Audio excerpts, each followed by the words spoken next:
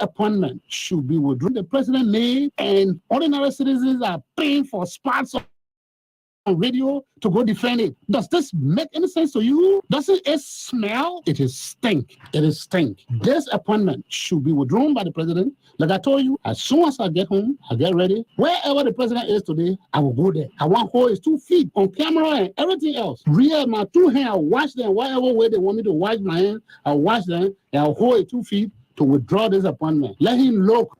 The Minister of State, Honorable Natana Maki, talk to us. So we pull the bureau first, we pull the country first. He know our advocacy is legitimate. As soon as the president returns, he will make sure our issue will be solved. But the master, we should try and postpone it. After the poor holiday, then he will know what to do for us. But as soon as we are come, the president come, he will make sure to tell the president about our plan. We must trust in him. He even told me, I'm a jail. He told me, he said, "Call me, call my name on the air that I talk to you." So therefore, the master want to go for 15 days. From the 15 to the 30. I met my executive and all the disbanded battalion commander. I told them, I said, but chief people are coming for all the candidates town partner. So Friday, master, Friday, the Minister of State can send a delegate to come and speak to them with a message. That I told your chairman that you should forget about this. And when they speak, there will be muster for that 1 day. Because we're trying to cut off the muster now from 15 days to 1 day. But they want to hear for himself. Because the Singapore say, maybe we are going again what any you to do, they not bribe up, they not do 1 or 2 days. And whereby I cannot receive bribe. I'm advocating for the people. So the Minister of State told me, call my name. So I'm calling a Nina, but also know that he talked to us. He talked to me directly. And when President Wiaka, you make sure things will be fine for us. So the master have been cut off from 15 days to only 1 day, Friday. After that Friday, Monday, all absentee will report to our headquarters and be correcting their name. And you get further instruction. The past government been paying us regularly until the 12 year finish. And now the government came to power. They pay over only 1 year after the 1 year finish. Some of us will have widow and children that parents pass away during the war, that died during the war. So we let no government that you will serve, or your parents will serve the country for over 25 to 30 years. They say you just pay the people children or widow need for unpaid road, just like that. I was trying to tell you have widow, who was more in the army, like that. They talk about beneficial. I see but we the beneficial, our parents are in the army, like that. They don't get some people that are not feeding oil in the interior that quick up. Like this thing, they able to come to the city and they get the people in the city, so they're trying to add, they got everything so that people to be able to receive their money. When the payment started last before week, they told us that the people who are led, that living in Mora, that living are led, they'll pay them first. We'll get to you. You can't be after tomorrow. You can't be after tomorrow. You can't tomorrow again. You can't over 2 weeks now. Last week, I can't Tuesday, which today. We come today again and the same people that they pay, and then they still continue paying, and then they say, we should sit down. We wait and later when the minister came, he said, no, some money, 7,000 for 1 month, they say they pay off 2 months, so we just 14,000 each person. I said, when they want to get your benefit now, then we mean you'll be no more in. Okay, to tell you, yeah. Now we are just talking on pension. On pension pay. That benefit, yeah. The pension money we've been talking about. We have 2 months, 14,000. I cover my husband pension money. You understand? Yeah. After Monday, they pay on the ground. We go to PTC. They say they don't want to. We have 2 months, 14,000. I cover my husband pension money. You understand? Yeah. After Monday, they pay on the ground. We go to PTC. They say they don't want to for all the people who are living that are money they give me after them. They will come to with our husband and that. Usually, I don't get one money to check together.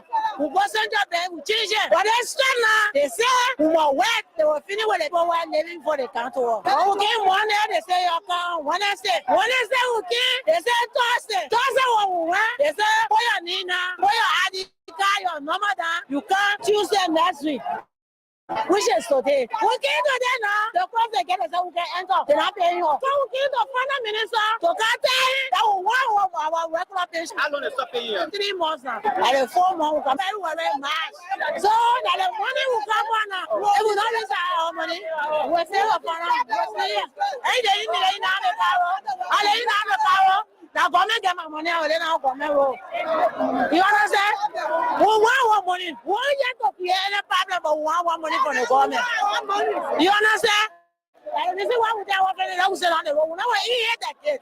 We want our money. We want to call on members of the lower house, that is the House of Representatives, that have signed, the 52 members that have signed the resolution calling for the establishment of war crimes court, to ensure that this time the resolution is placed on the agenda of the House for deliberation, where we think it will have a speedy action that will be forwarded to the House of Senate for ongoing concurrence. This is important to our campaign, our advocacy, to ensure that accountability for past crime is addressed. And of course, the culture of impunity will be done away with within the Republic. So I think this is one area that we want to throw our weight in the sitting of the legislature on their return. Our role continues in our advocacy. Our campaign remain much more, active. That is going to be more proactive than ever before, because Liberia is gearing towards reporting period at the international level. That is in 2018, the United Nations Human Rights. I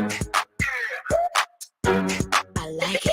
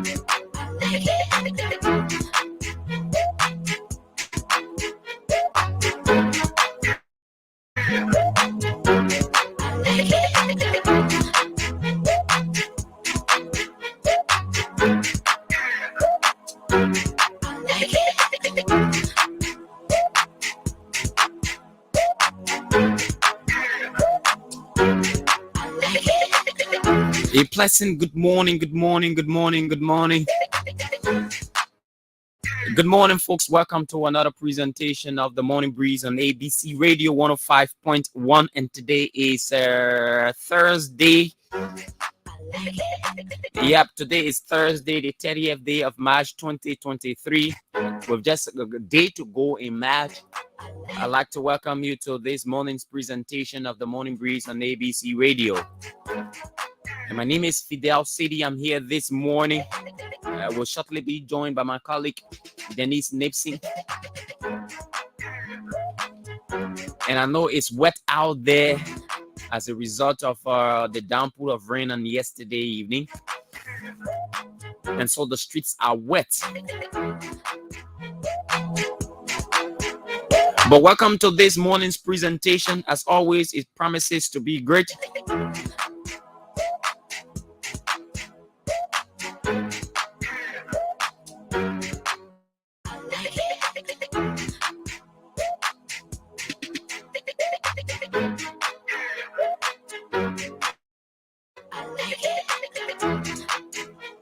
And I know you having yourself a great time this morning just by tuning into 105.1 and listening to the Morning Breeze.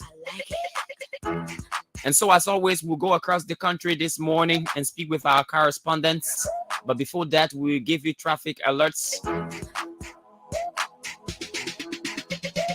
And then our motivational quotes and our African proverb. And then we hit the real talking points this morning. The Institute for Research and Democratic Development has released her 2022 legislative scorecard. And we'll be looking at those who've made the pass and those who failed.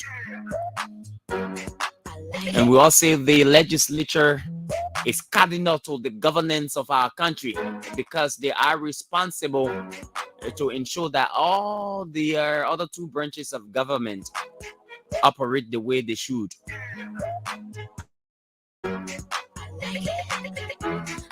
And so their inability to do so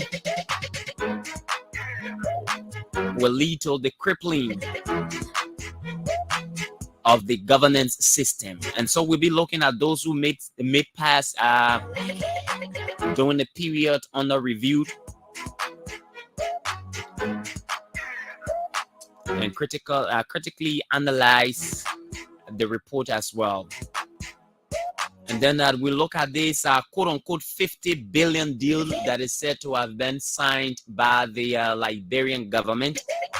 We have facts available to us that we'll be releasing to you this morning, and what we believe the government needs to do in order to avoid some of this tension that is piled on her as a result of misinformation, disinformation, and lack of coordination in information dissemination. And so that's how it is this morning on the Morning Breeze on ABC Radio 105.1. And so call a friend to listen along with you. Let's have breakfast this morning on the Morning Breeze.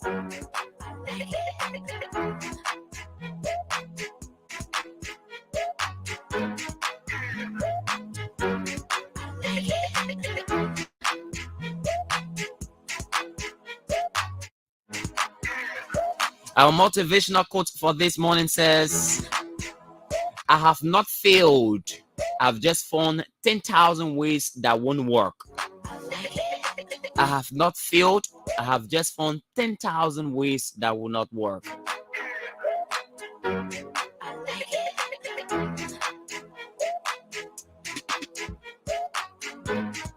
And then our African proverb says,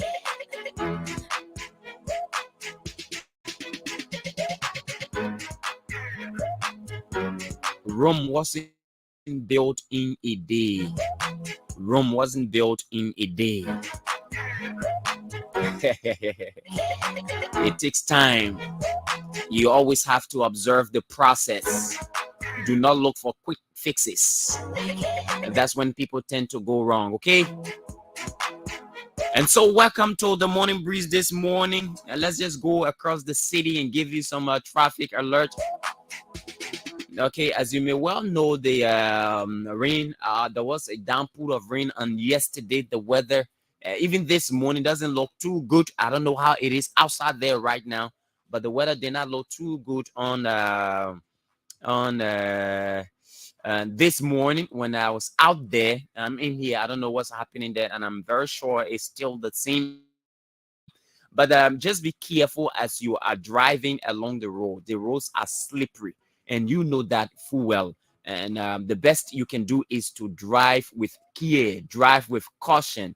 I mean, like we normally say, you could save your life or the life of someone you love, because you never know who is in the next vehicle or who is walking along the road. You have to drive safely.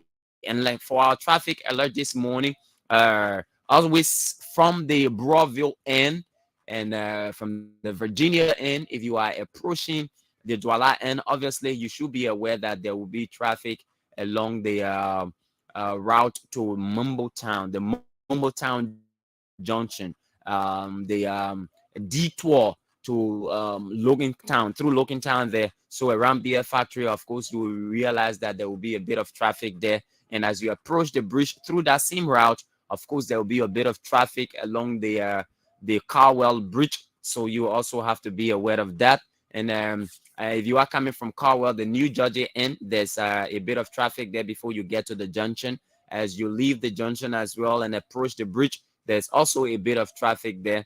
And if you are leaving through Logan Town and using the Jamaica Road end, getting on the main route from Douala, you should also be aware that there's traffic along that route to Freeport, because a detour is there. And I'm very pleased that the road construction work there on the route that leads from Freeport to Douala. I think work has been done. I've seen the coverage the covers that were placed there, they've been cast, and so the casting has already been done on the covers that are there, and so it means progress is gradually taking place there.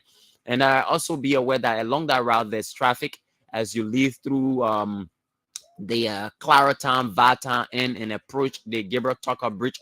There is traffic along that route as well, and I'm happy that the police has placed a what I would consider a demarcation along that route so that motorcyclists do not infiltrate. Yeah, I consciously use the word infiltrate the other side of the traffic, and so that there will be a free flow of traffic coming from the Johnson Street end towards the bridge.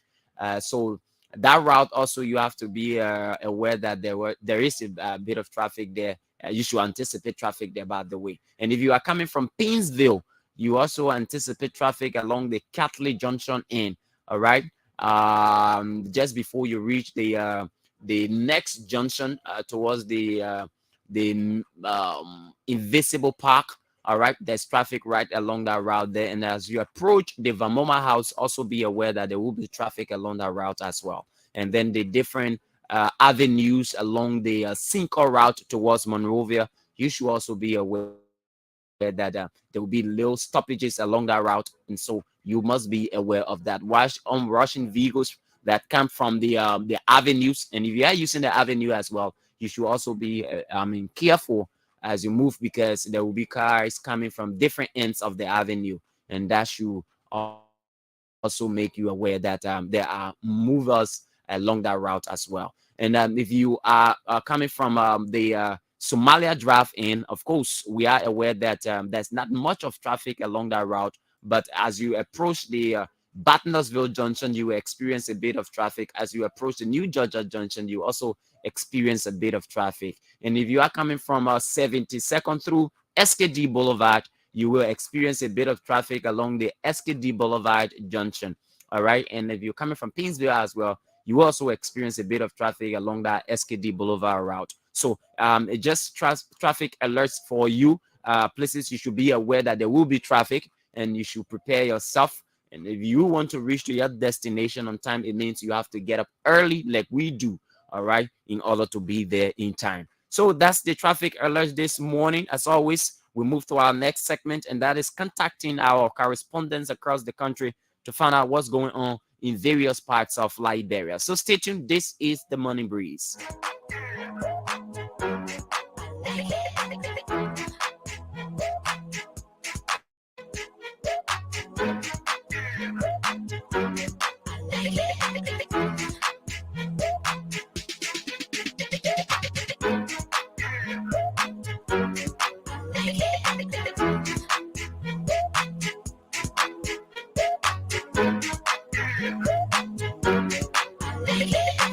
And so our first stop is in Greenville, Sino County. Yes, we are running Greenville, Sino County, where our man Elijah Grendo is. Elijah Grendo is in Sino County. Let's see if whether we can establish contact with Elijah Grendo in Sino County, and let's see what's going on there. If we can get Elijah, then of course we have to go to Grand Bassa County and get in contact with our man Prince Yukonje Wamplu in the port city of Buchanan to establish what's obtaining in the port city of Buchanan this morning on the Morning Breeze. And you know, Buchanan is it has an ambience that's good. I mean, a good ambience. I mean, you in Grand Bassa, there's that kind of feeling that comes over you. You know that you in a city. I mean, that's breathtaking. And so you want to spend your time like, but let's find out from our man, Prince Yukonje Wampulu in Grand Bassa County. How is the weather like this morning? Prince, good morning. How is Buchanan City? Good morning, Fidel, and good morning to our many listeners. Buchanan this morning is about to experience a little sunshine because last night, up to the early morning hours, was a heavy downpour of rain. Yeah, and as well, according to report in district number 2 and Diddy as well, there were a lot of rainfall last night. But this morning, the sun has begun to come out and to show face for the people of Buchanan and Grand Bassa County. Okay. At large. All right. Before we go to other issues, how is the registration process, the biometric registration, voters registration exercise so far? The noises of delay in the process that reported from the start of the voter registration in Grand Bassa County totally ceased, quiet down, and people are now free to walk into centers and finding space to register. They are coming very fast with the cards. One thing we also realized from here is that most of the Islamic youth were able to bring people along with them to testify that they are Liberians, especially those wearing the name Ba, Toure, and the rest of it. So people came along with them. Yeah, but the voter registration process so far in Buchanan City, in terms of the tension from the start, has eased, and people are now moving there smoothly to register. More leaders of the county are still using various media platforms to speak to citizens to register. Should not be waiting on alarming the time process where there will be a extension or not. So it's not setting. So people should not turn out and register for Grand Bassa to get about 300,000 registered voters. Okay, aside from the voter registration exercise, what major event can you report to us from Grand Bassa? So let's start again with the Islamic youth. And Fidel, this is the first of the kind, or the first time in Grand Bassa County that the Islamic youth, as part of their Ramadan activities, started to carry on humanitarian activities to member of the disabled community who are unable to fetch food for themselves per day. The Islamic youth started on yesterday and going to Islamic community people to help people with disabilities, people are able to hustle for themselves. They started yesterday, and they are saying that they're going to begin with, they're beginning with the Islamic community. Then time goes by, they're going to extend to the Christian community, because during time of the Ramadan, other Christian organizations and humanitarian individuals come to the aid, so they want to do the same, but starting with the Islamic community for now.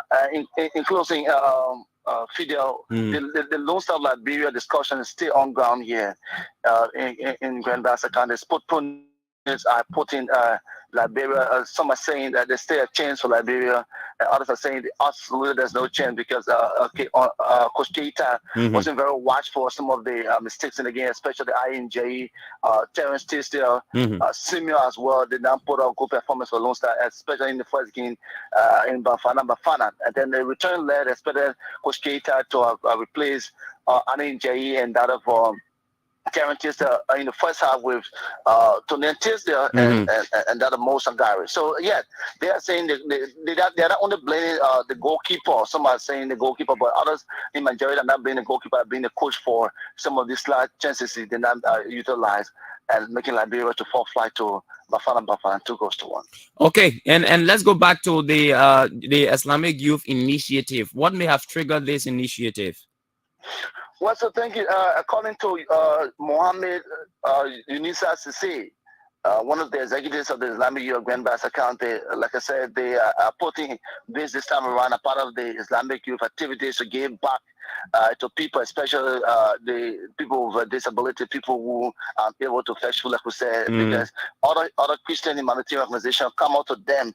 And so the youth are thinking this time around that they need to change the dynamic by going out there and giving back to people as well. So they are starting with themselves, and then extend to people with disability from the Christian community side.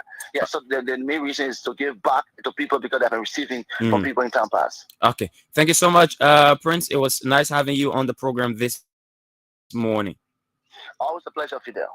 Okay, he's our man, Prince. You can be Wamplu in Grand Bassa County, and he said those who are somehow have these names with Islamic backgrounds, they have to carry people to testify on their behalf that they are Liberians, and so during the voter registration exercise that's taken place, and the Islamic youth they've also undertaken an initiative of providing to the disabled. I mean, that's a good initiative, a very, very laudable initiative there by those young people in Grand Bassa County. So the little you can do can help contribute to society. Let's now run to Grand Cru County, where our man Frederick Kuman is, and find out what exactly is going on. We are told that the local government there has undertaken an initiative meant to okay, all right. It appears our man Frederick is not ready yet, so let's run to Margibi County, where our man Walcott Kiri, the ever ready Walcott Kiri, is, and get to hear what's obtaining in Margibi this morning on the Morning Breeze on ABC Radio 105.1. Walcott Kiri is our man there in that's Margibi County. Let's find out from him what's going on in Margibi County this morning on the Morning Breeze on ABC Radio 105.1. You can follow our social media page. Just search for ABC Radio 105.1 official. Like and follow our page. Also share our content. You can share the video right now. And of course, we recognize some of you who are watching this morning. But let's go straightly to Margibi County, where our man Walcott Kerry is, to let us know what's obtaining in Margibi. Good morning, Walcott.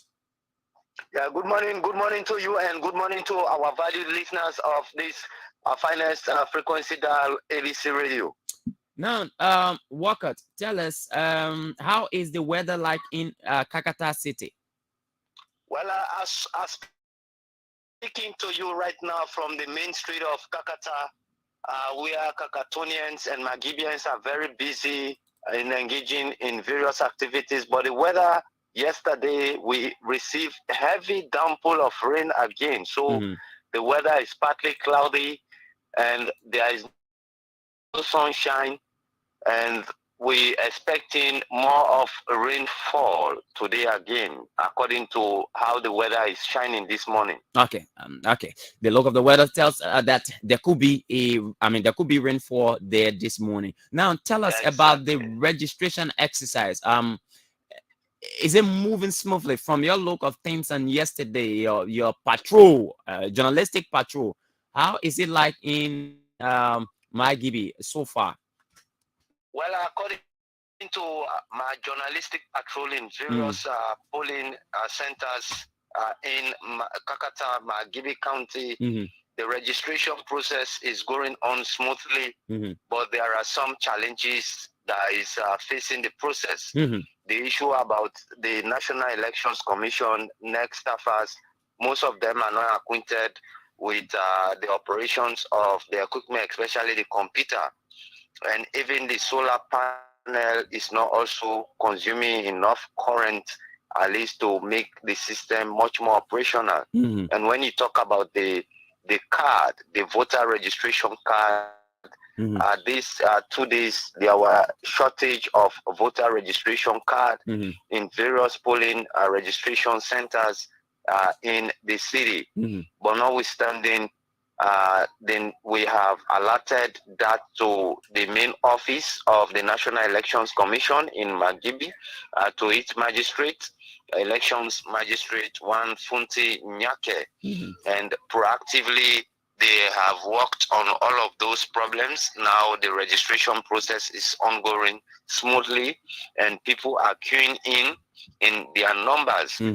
Despite they are discouraged as to how situation is going on, but various quarters in the counties, various human rights organizations and the media continue to encourage them to see the ongoing registration process as they arrive, and that they need to be fully registered and participate in the upcoming October 10, 2023 elections. Okay, Walcott. Besides the registration, what's major that's obtaining in Margibi? It's just that the Ali Rashid, former business manager of the Golden Freezing Food, a cold storage in Kakata City that is selling freezing food like chicken and other stuff, you know, to the Liberian public, was to appear in court this gone time, but he could not appear in court. But today, according to what the management is saying, they have already done everything humanly possible in terms of registering the case officially to the Magistrates Court and the 13th Judicial Circuit Court for Ali Rashid to make his first appearance in court for prosecution over an alleged misappropriation or theft of 45,000 United States dollars. So we're still monitoring the case, and the police is also in their gear providing adequate security for the Magibians and the Kakatonians under the commandership of Dixon Paul Kemokai and that of the OPS Brutus Koboy. Thank you so much, Wakot Kiri. Again, it was nice having you on the program this morning.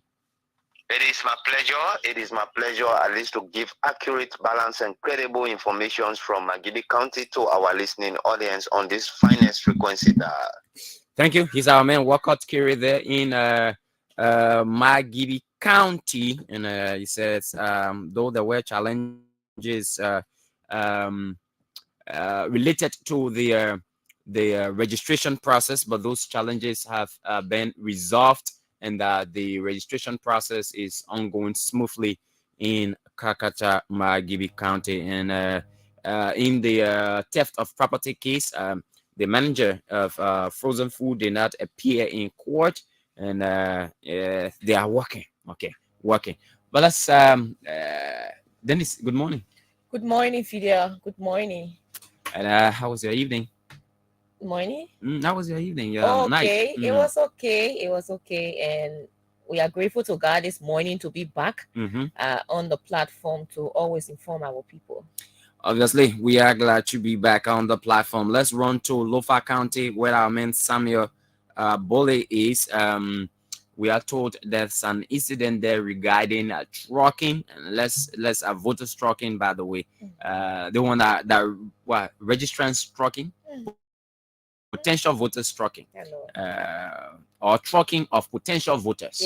Trucking of potential voters. Let's make it, to make it clear. At this stage, they're not voters here. When they register, they become voters. Good morning. Good morning and welcome to the Morning Breeze on ABC Radio. Good morning. Let me say good morning to the entire listeners. Now tell us what is happening with how is the weather like first in Lofa County this morning?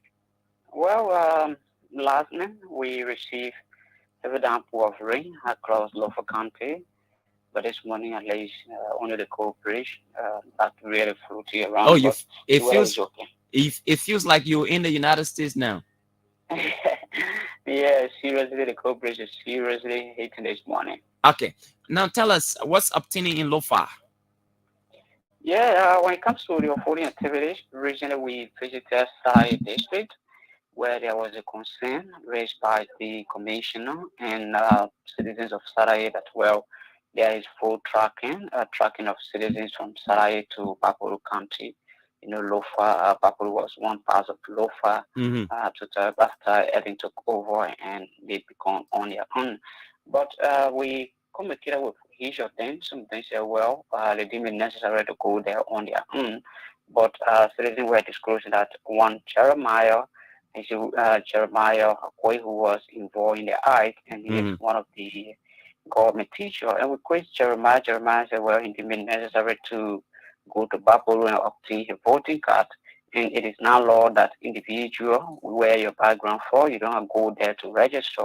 The same way we expecting people to come to Lofa when it comes to the registration period, leaving Moshuaro County, coming to Lofa to register. The same way, if I deem it necessary to go to Bapuru to register, but people are saying, well, others were paying 20 United States dollars, 30 United States dollars to see how they can go Bapuru and register, where the commissioner expressed serious concern that, matter of fact, leaving Lofa to go, Precise Saydee to go Bapuru to register, it have been serious concern. So let's establish firstly, were these people placed in maybe a vehicle to transport them to Bapuru City, or they went on their own through the instrumentality of or through the direction of the accused?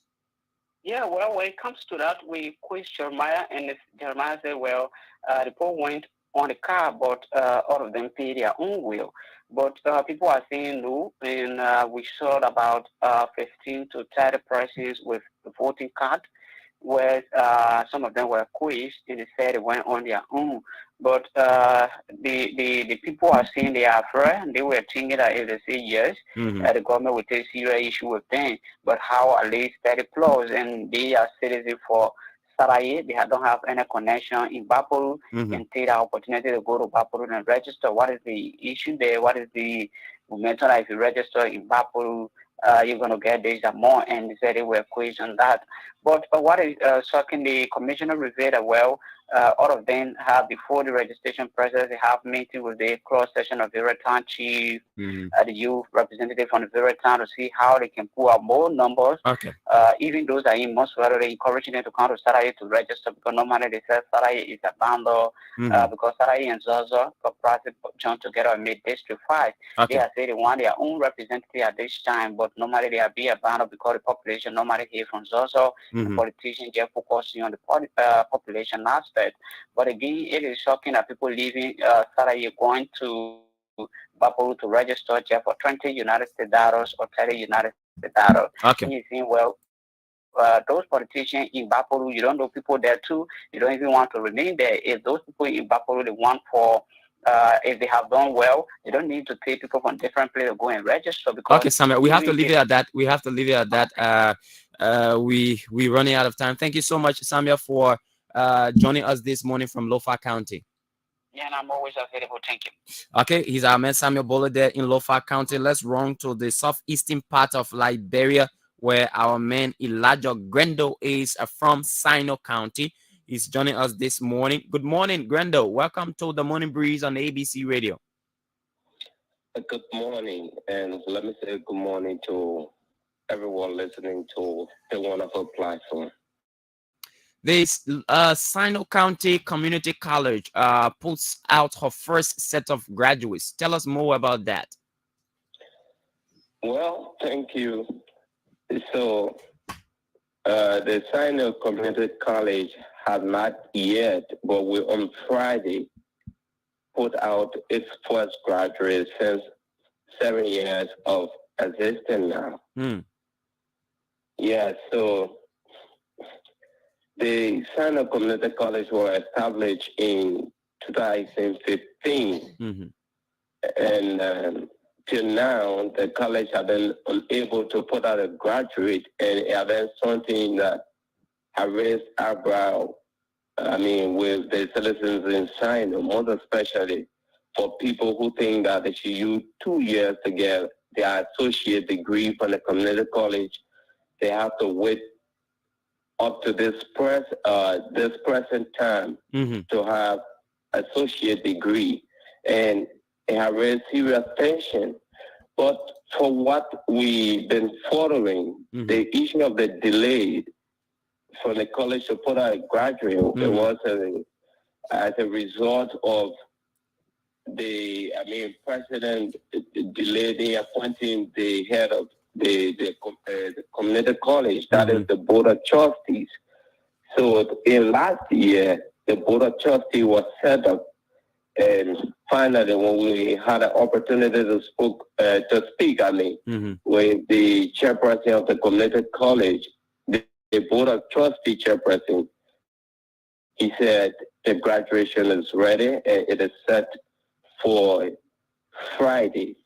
So the college is going to be putting out about 68 pressing for the first convocation. Okay, what specific areas are they graduating from? I mean, fields of study. Okay, so they're going to be graduating people coming from the education department, people coming from the agricultural department, and people coming from the business administration department. For the nursing department, we understand the department has not yet been accredited, so they will not put up graduate yet. Okay. All right. Okay. Thank you so much, Grendel, for being with us this morning. We hope to hear from you tomorrow.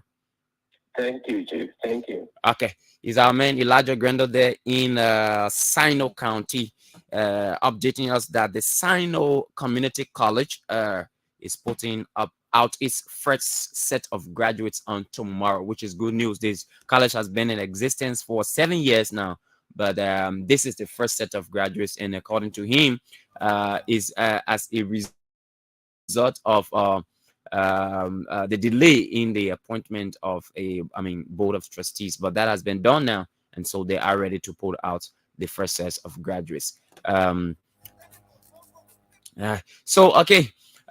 Welcome back to the program this morning. We can go back to Grand Crew, so we continue on the program this morning.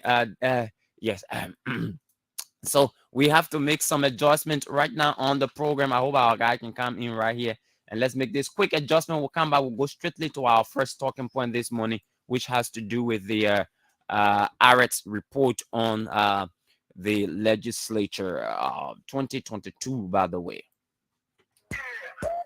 I like it.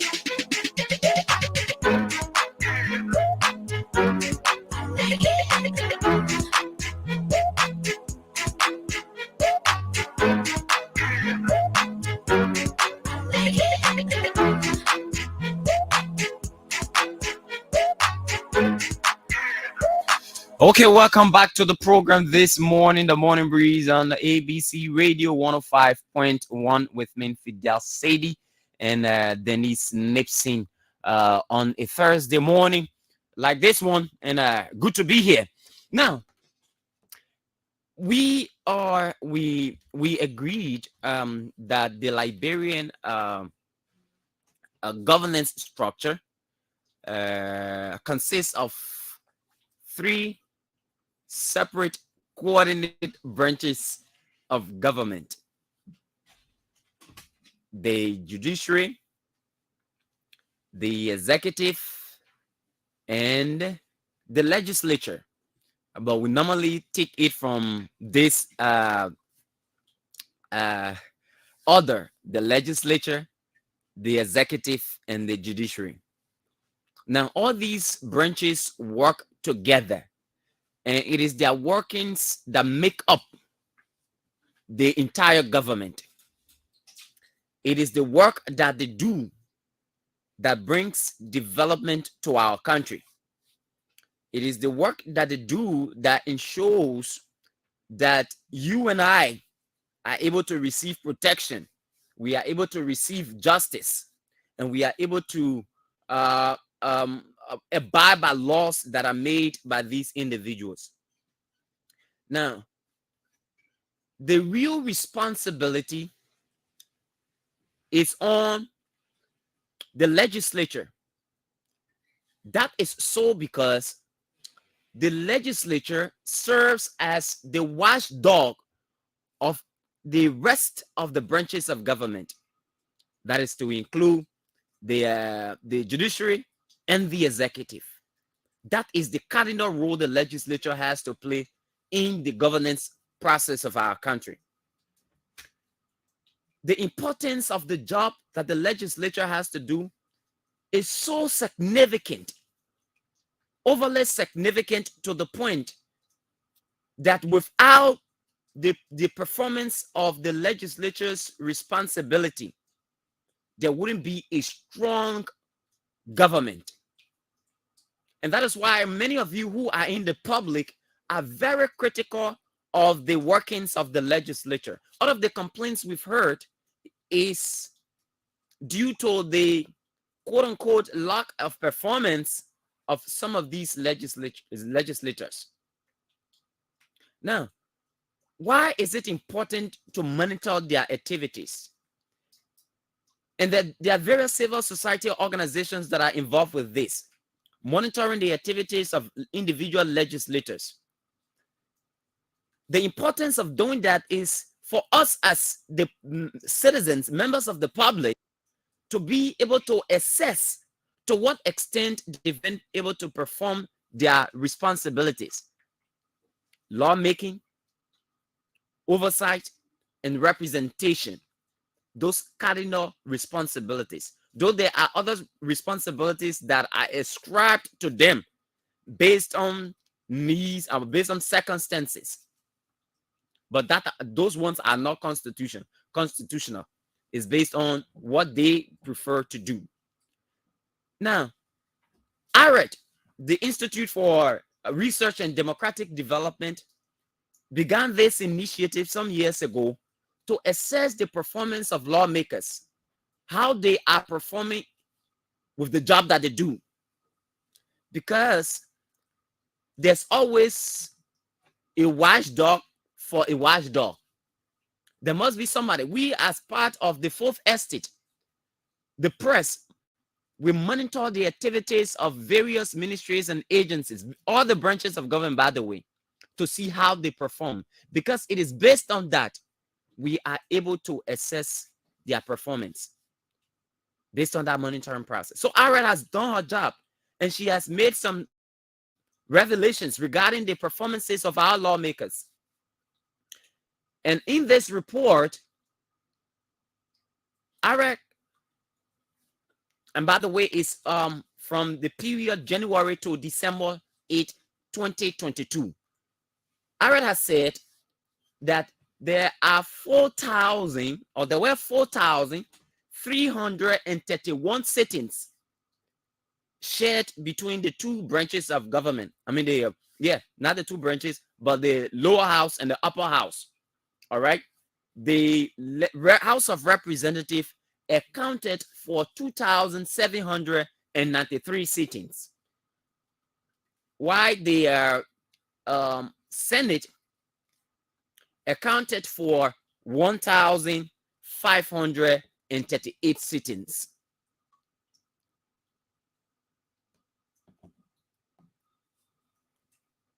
And so we'll go down to look at the performances of legislators.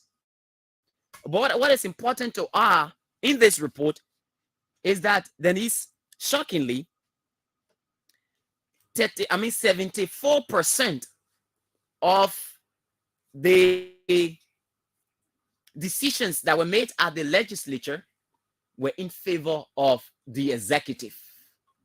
74% of the decisions that were made at the legislature under that period were made in favor of the executive. So it actually means whatever the president says is what our legislators go by. Whether it's correct or incorrect, they go by A. That's what this report is saying. Now, Sano County Representative J. Milton Tieji, Senator, Sano County Senator J. Milton Tieji, Monserrato County Senator Abraham Darius DeLong, Magidi County Senator Emmanuel James Nukwe,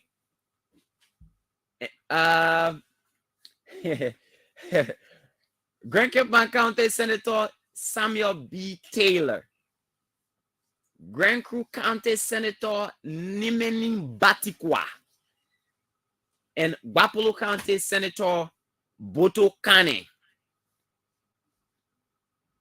are said to have scored the highest mark in the Senate. They got A, according to this report. Marshall Dennise of Grand Jida County and Edwin Snow of Bombing County got the lowest, F, according to this report. And understandably, and without being the mouthpiece of Edwin Snow, this could be due to his usual absence from the country. I mean, he's always at ECOWAS functions. Yeah.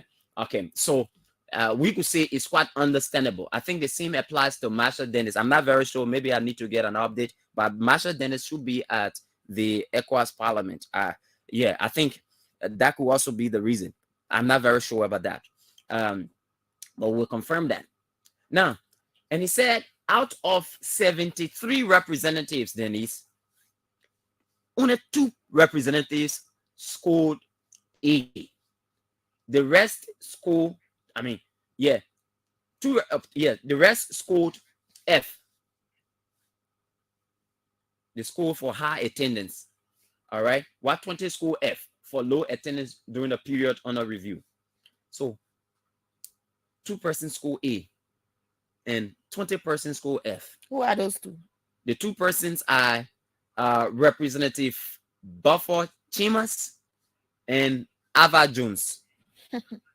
Representative Buffer Chimas of Maryland County and Ava Jones of Maggie County. They score A. And Representative Yeke Koluba, Lawrence Morris, Thomas P. Fala, and Edward Kafia, as well as Hans Bachu, Mary Kawa, they all score F. Thomas Fala, representative of District 5, Monserrato County, right in Monserrato. Yeke Koluba, representative of District number 10, right in Monserrato County. They score F because they're not a 10th section. Lawrence Morris, representative District 1, in Monserrato County too, Dennise. He scored F because he had low attendance under the period. Yeah, people have different agendas, so perhaps. So this goes to say, Dennise, because the highest decision-making body of the legislature at the various houses is the plenary. So if you are not attending plenary sittings, pray tell me, how will you make decisions? How do you make decisions? Yeah. What kind of work do you do? What kind of work do you do? How do you convince your citizens that you are working in their interest? I know there may be different discussions. I mean, this report will be taken into context regarding attending section. But the greatest responsibility that you have, as far as I know, at the legislature, is being able to attend section and debate issues, because it is where decisions are made.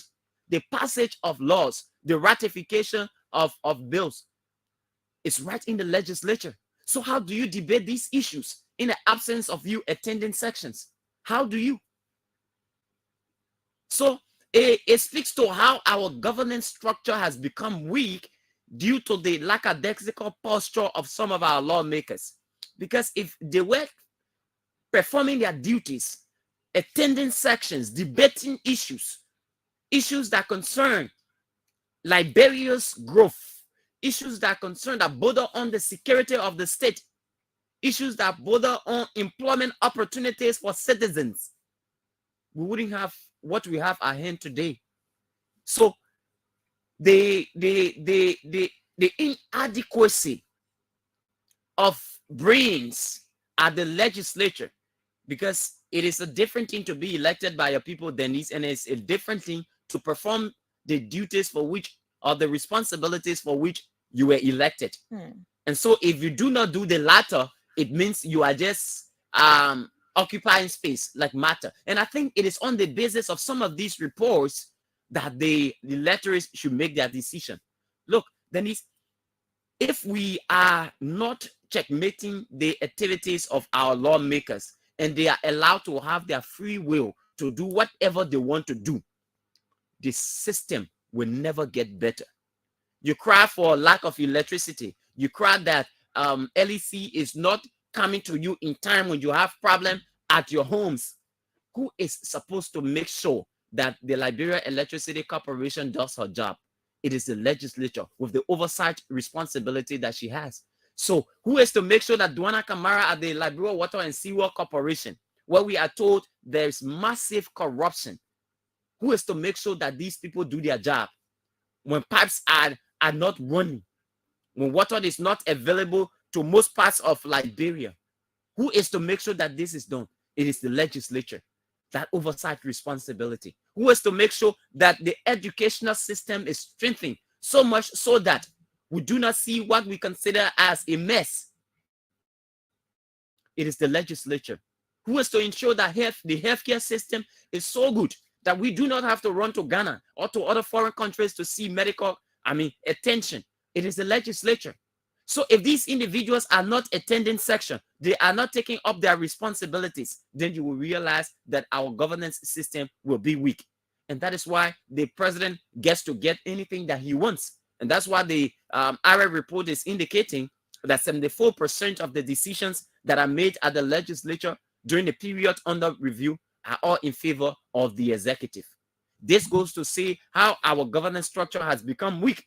And the only people that we see that's governing us right now is the president of Liberia. So whatever the president wants is what he gets.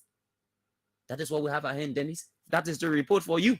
And exactly, the report only validates what has always been speculated, that the legislature or those the House or the Senate are not in the interest of Liberians. And it shows that even for those who even score the higher marks, like you said, the report already said it, that 70% of 74% of the decisions they made, yes, in the executive, in the interest of the executive. So even though they are turning, but they are not doing what they ought to do. Let's agree, we are not saying that things that the executive put forth shouldn't be passed, but the legislature is intended to scrutinize those things that will come. But if you are there as a separate body, independent body that should be checkmating and have a check and balance on issue to say no, this cannot happen, this should happen, they should go in the interest of our people. But if you are only there for yes sir, anything is yes sir, because you are concerned, quote unquote, about the brown envelopes that will come, so you don't care whether it is in the interest of your people. This report, and it is sad, and most often you hear people come up and say, oh, the legislature, they are not in our interest, they are after their own self-gain because they want to amass wealth. And the report just show it. I'm waiting for our lawmakers to come up and say no, to go against this report and say this is not what we are doing at the legislature. So I really want to see that, because it's so unfortunate that people will be elected. They are independent, independent body. You are elected by your people. You have a charge to keep, and you will go out of place and say, no, I will disregard the purpose for which I'm being elected, and I'm going there for other reasons. It is not right. This is not what the three branches of government is for. They are there to perform independently and to be able to coordinate. Despite that, you should be able to make decisions that will benefit the people for which you are being elected. Today we see there are a lot of situations in the country. Liberians continue to, cry, continue to complain, lack of basic social services. We don't have, at this point in time, the 21st century, pipe-borne water is a serious challenge in Liberia. We don't have proper sanitation, country. You see that the cities are dirty. You come on Broad Street, you see there are bus sewage all around the place. All these are due to poor representation. Exactly. Because those who are in charge to make those laws to ensure that things are done properly, they don't care.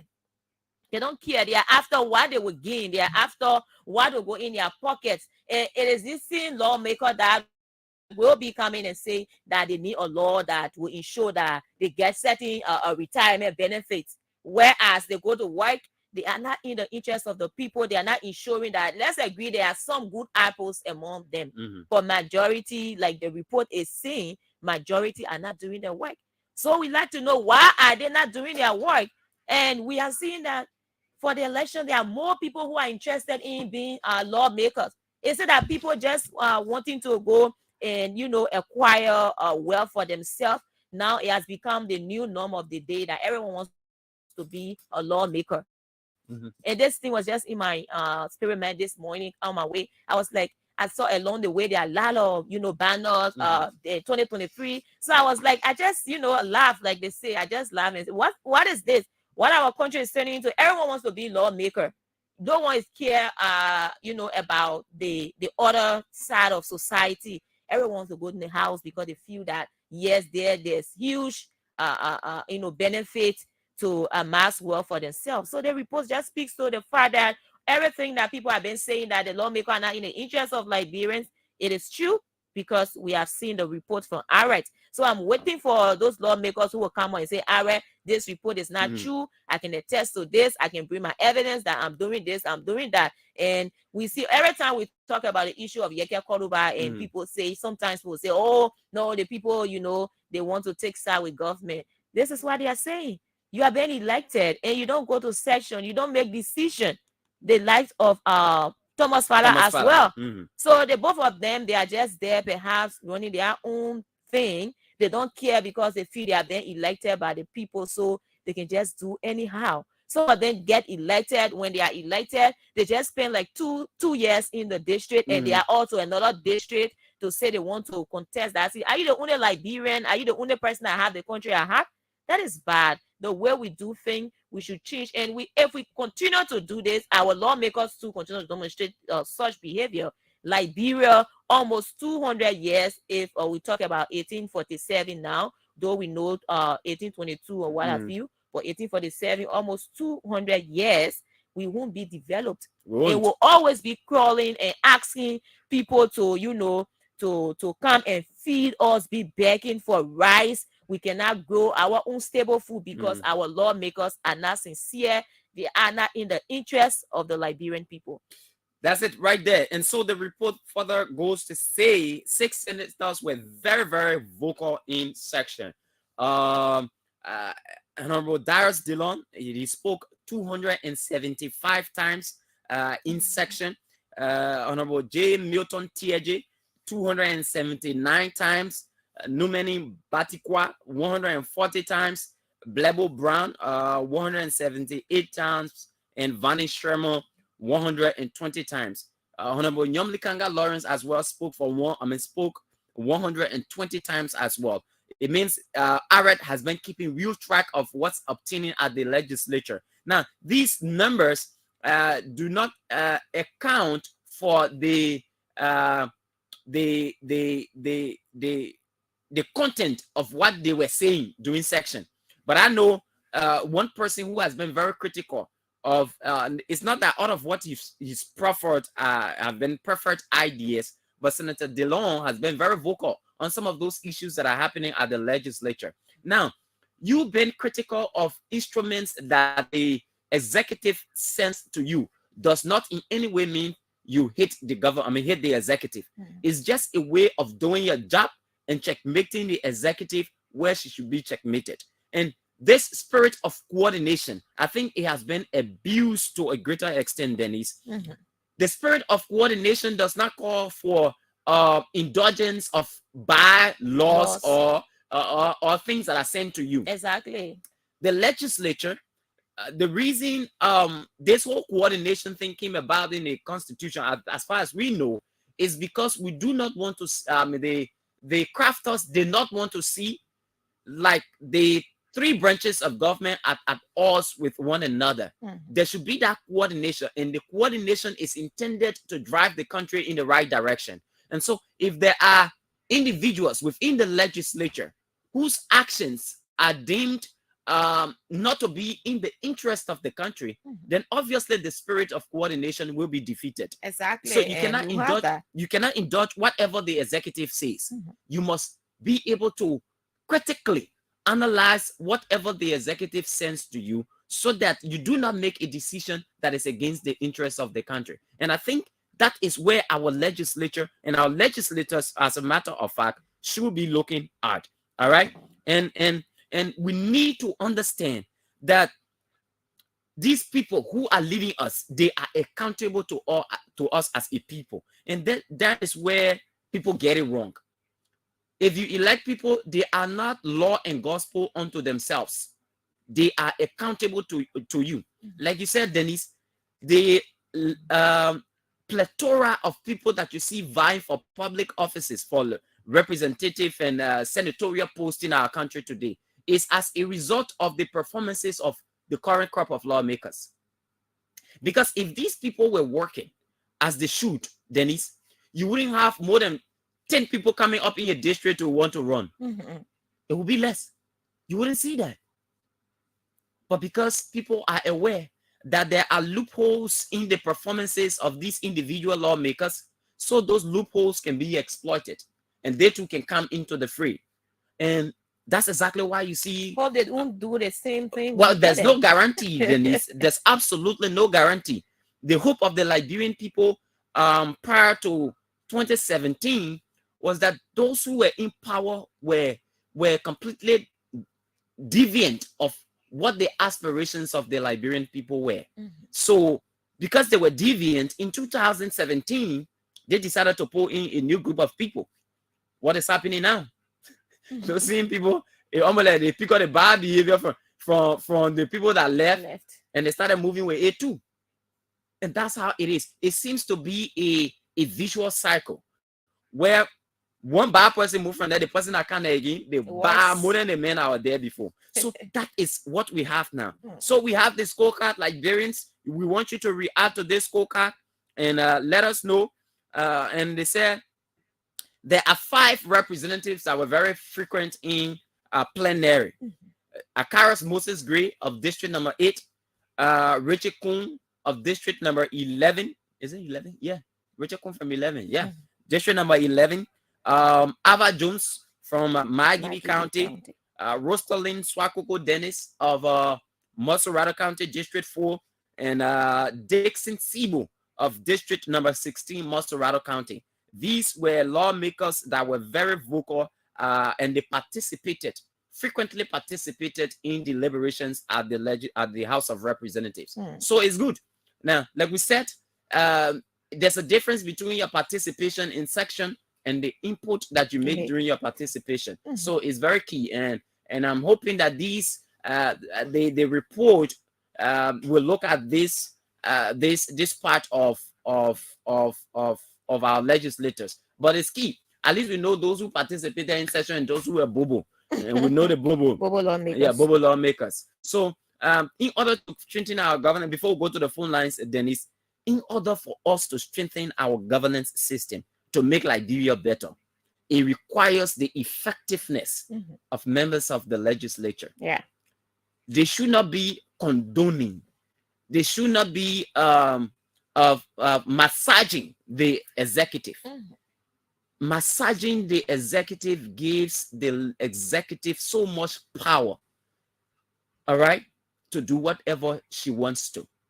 And I don't think the crafters of our Constitution, the spirit in which they crafted the Constitution, was meant for that in terms of coordination. So they have to do more in order to make Liberia a better place, because without their full involvement in moving this country forward, we'll continue to language where we are today, Dennise. Yes, so let's go to the phone lines. 0777 105 100, 0777 105 100, 0555 105 100. What do you make of the report from ARET on the performances of your various lawmakers? Some of them were bobo, some of them spoke, but 74% of the decisions they made were in favor of the executive.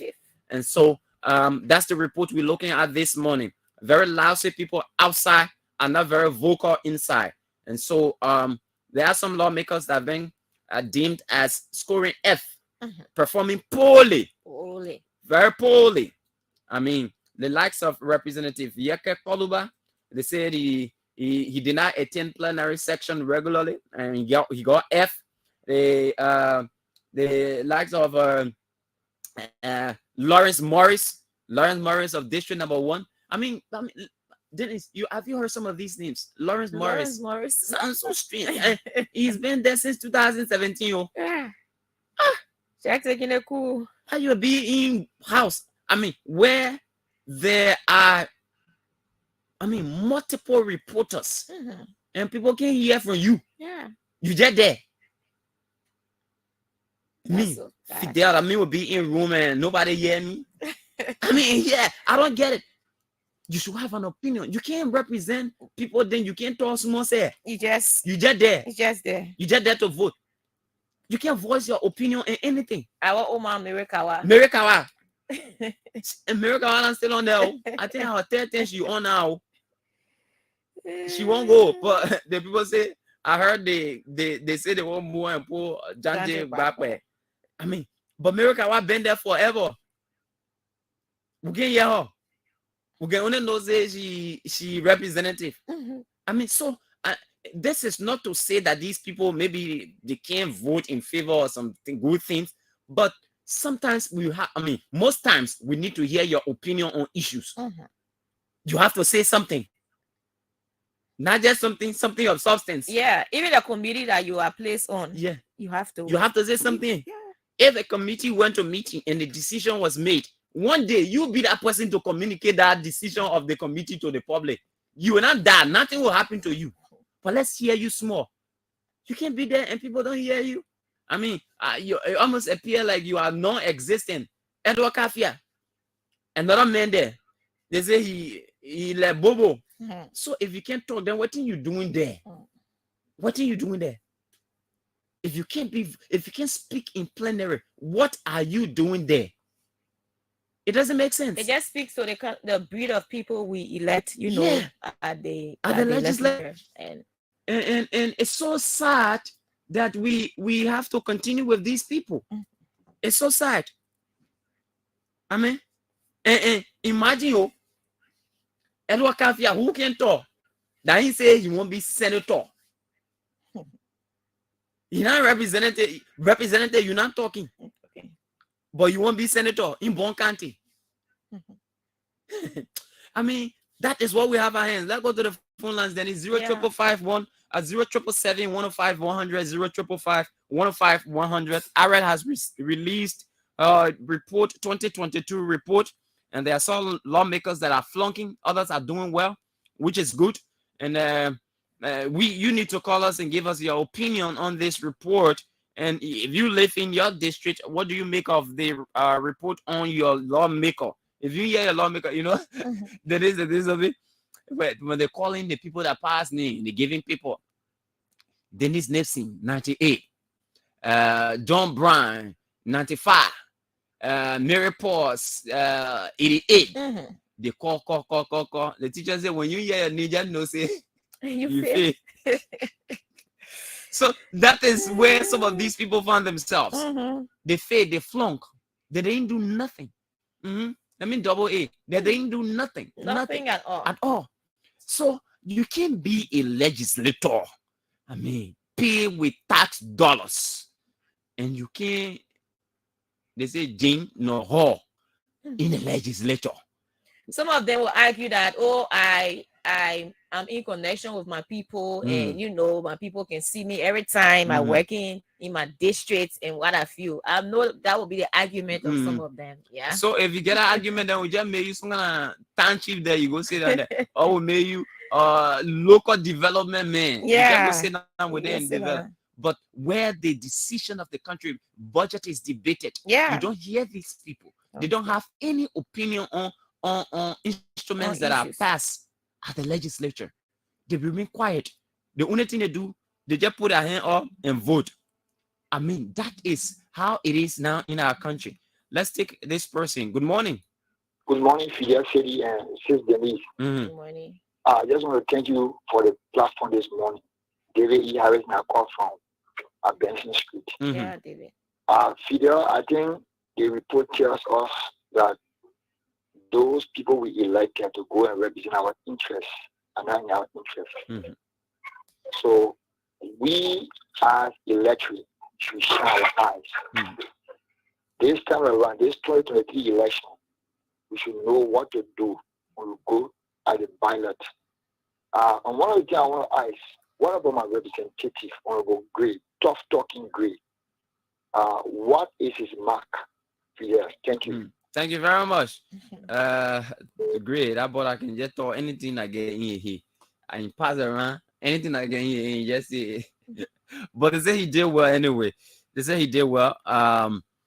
He did well at talking, speaking, frequently talking in the legislature. Yeah, I mean, he's the chair on executive at the House of Representatives. So he's seen as the ambassador of the president at the lower house. Yeah. And so you will always hear him talking because he's there to push what the president says. And so, yeah, it's just unfortunate, like, two of them, they're not cool. I mean, it's unfortunate. So that's why you see our men fighting hard to gain the president trust again. Yeah, that space again. But you're not working, Papi. The Papi push you one side.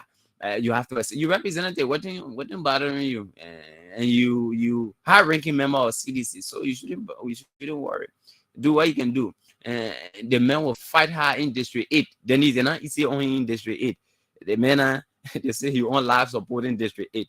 I mean, because the thing is, Dennise, look, let me drop my voice, but let's be practical a bit, Dennise. The people elect you. You live with them. You saw the condition they were in. They elected the person. I will come to that one, Dennise.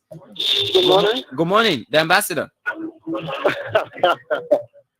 are listening to another listen to you.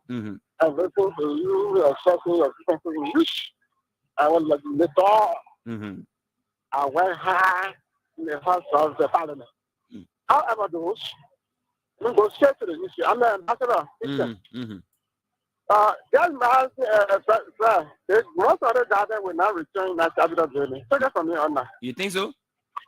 I'm giving 75% with not. Just imagine somebody is going to you. I don't know, my brother. I know what that is to get reaching the first one. Most of the garden, they are not there to see the interest of the people. So most of the people, they fly around. Ghana say the police is 75,000. So everybody got to go there. I think myself, I'm going to put my fire off. I'm going to run. Thank you very much. Okay. Thank you very much, my brother. Thank you very much. So as I was saying, Dennise, you live in a community. All the suffering you went through, you experienced it. Rock Spring Valley. You saw the condition the people were living in. Those kind of terrible conditions, the issue of water, access to water. I mean, access to safe water, by the way, electricity and public latrine facilities. I mean, those things were lacking. You're doing doodoo ball in a community. You've been representative. The people still doing doodoo ball in a community. The people still suffering from lack of safe water. I mean, the people still crying for electricity. And you don't care. You don't care. You are not bothered about that. You don't seem to be bothered, Dennise. Pretty tell me, how can the people, and 2 times they pull you that say, oh, they put it there and say, oh, that mistake, a lot of mistake he made. And let's get in the second time and see whether he will get from his mistake. They pull you there the second time. You do the same thing. You think the people crazy to pull you there again? They're not crazy. So if even there will be no assurance that the person that they will put there again will do well for them, at least let them make somebody else rich, move from there. Because basically that's how it looks like. Like, it's not because those who will be replaced, or those who will replace those who are there now will do well. But okay, since they will be there to just be taking salary like the people that are there, let new people start taking salary too. Because that's how it appears like. Let the old people from there, let the new people start making salary. Let empower other family too. Yeah. Then start enjoying, because that's how it looks like. It's not about service to country. It's about fattening pockets. Yeah. And that is why we have what we have today. So people like Gray there who coming from the slum community there, they weren't supposed to be pushing good laws for the people of Liberia. They weren't supposed to be crying on their knees every day, begging the people. Look, it is not possible for the president to be everywhere at every time. It is not possible. That's why they divided the country into districts. Representatives oversee the things that happen in those small things that they call district. You are giving a portion of the country to look after. Of course. So you must be able to see all the things that happen in there. If district 1 people all the way to district 15, 17 in Monserrado County, if all the representatives see all the baba things that are happening in the district, and they go to the House of Representatives and they debate those issues, they make money available for those things to be dealt with in those communities. Then over a period of 6 years, there will be you will see transformation. Exactly, there will be transformation. There will be transformation, so that the work these people have to do. But they have not recognized how important their jobs are. So they abandon it. Then the people who elected you, they still living in that condition that they elected you in, my people. So how the people will now want to move you from there? How they will now want to move you from there? So, I mean, as we go to this election, Dennise, we will have a special segment here where we'll speak the kind of the way I'm speaking to our people, so they can understand some of the activities of those people who are in power currently. That people like Graydon, who been around for long. Graydon Lake, 12 years. He been there for 12 years. Yeah. People like Graydon who been around for that long, who are doing something for their people in their district. The only thing, look at the kind of, I want to talk about it. When I talk about it, we hear the people more. But they kind of men who the people pick up from the dump site and brought to life. And for them, they don't care about those people. Those are the people that hate me far away when it comes to the country. That the people that can help me. That the one who came from abroad were fortunate to have been elected by the people. It's not that the responsibility does not lie on them too. But I'm saying those who live with the people, who have experienced the things these people go through, they are the ones who should be championing the cause of them. But that different thing. 077-105-100, 055-105-100. The numbers are still active. Let's hear you this morning. The legislative scorecard is out. Some of those who you've championed, people like Thomas Faladen. Thomas Faladen University now, my sister. The children are making fun. Good morning. Good morning. Good morning, my brother. My name is T. Momo Masakwa, and I'm from down Randall Street, Trenchtown, Coconut Plantation Community. Let's hear you, my brother. Let me first say thank you to the RF family for the release of their report.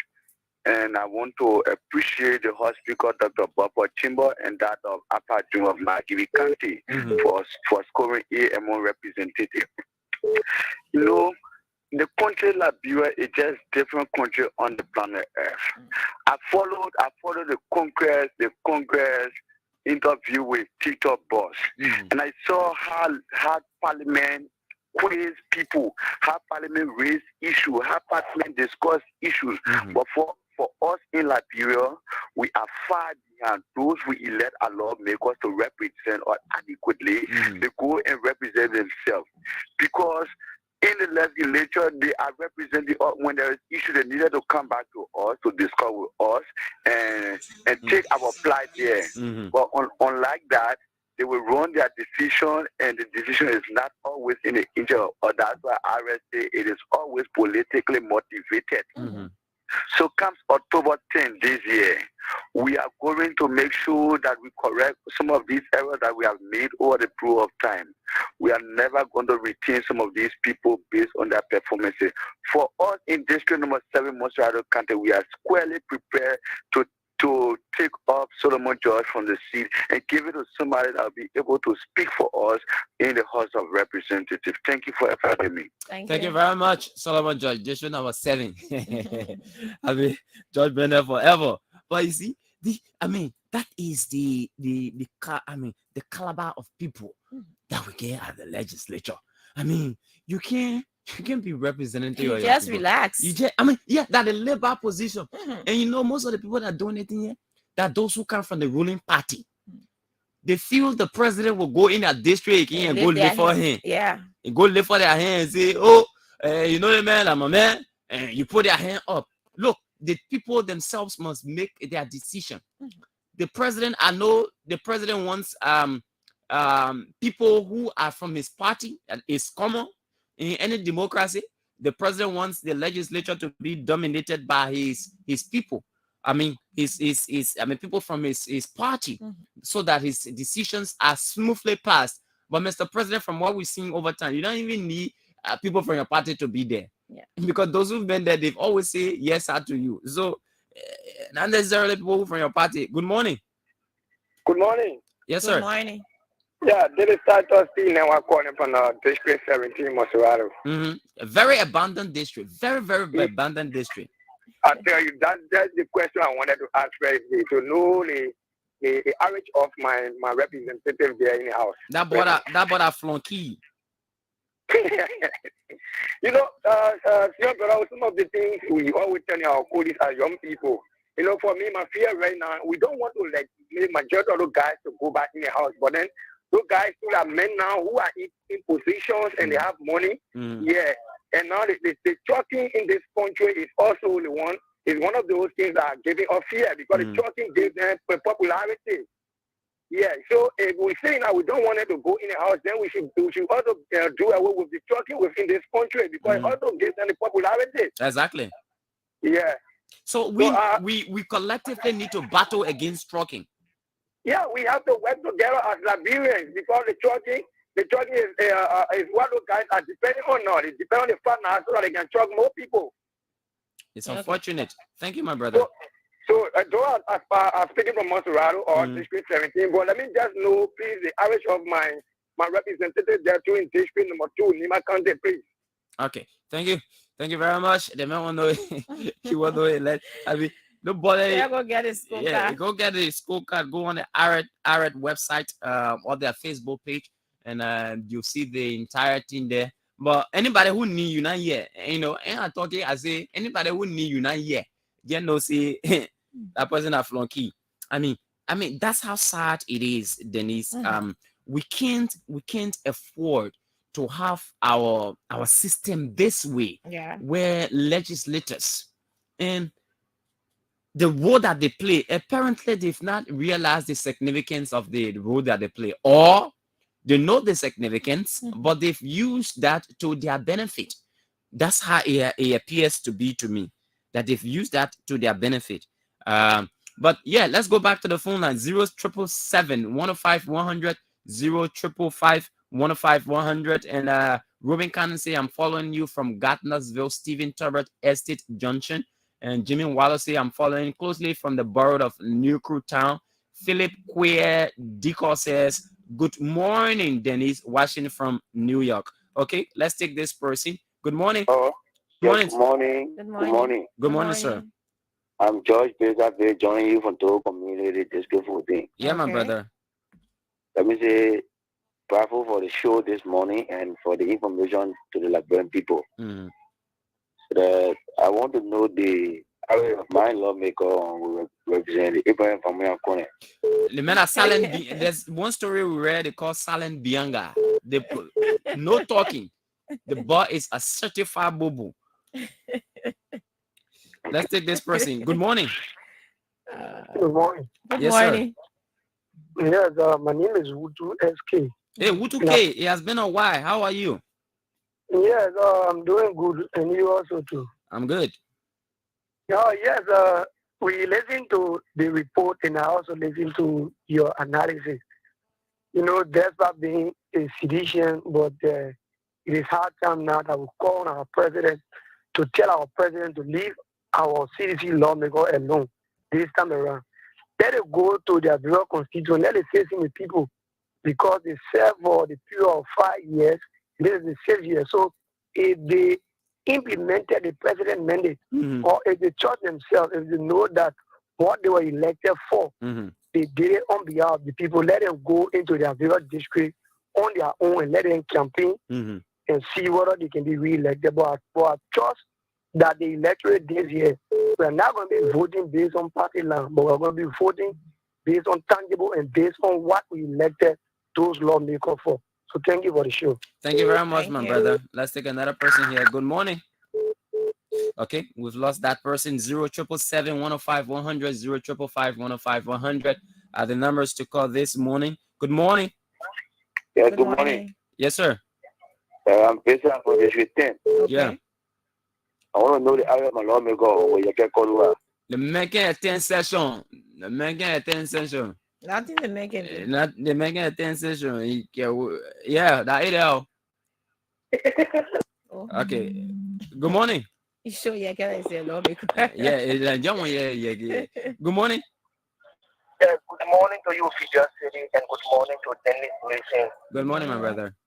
Yeah, the name is Nima Divan Tiapo, the political apostle and attack on you from one of the most divisive and abandoned district number 16. Yes, seriously. Okay, then, you see, what happened is that I think that the report from Iran, I think it still got extremely well because these are things that we need in society, that for us, we the electorate, to know who them from. So, why is it true that like some of us, our lawmaker, in person of one of the people, a grade high score is not bad, but they're working towards the people in the district. It's not perfect, it's not good. That which that people want to city, and then even at the level of the party, CDC as like CDC even want to reject it because it is named now, it's not a forceful name because of the department, that of the abandonment of the community. This is why they want to bring somewhere we are in the picture. Okay, but yeah, and that second point that is correct, about the president, the not need and more people that will side with him, more and lawmakers who are parties for the party. It is true, because what happens is that a good president will not want all of the lawmakers will come from the party because if you want a strong leadership, you need people that should be balanced. People for the opposition should be there also for the at least when issues is put on the floor, they will be on debate. So I think what you say is like it makes sense. Thank you.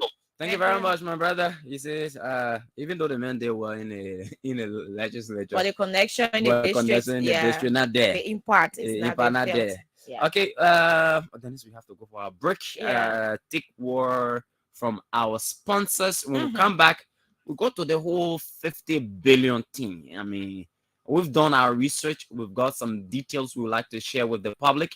And invite a friend, I mean, so you can get a clear picture of what this is about and why it is important for government to coordinate for information dissemination process. Let's take our break right now and be right back.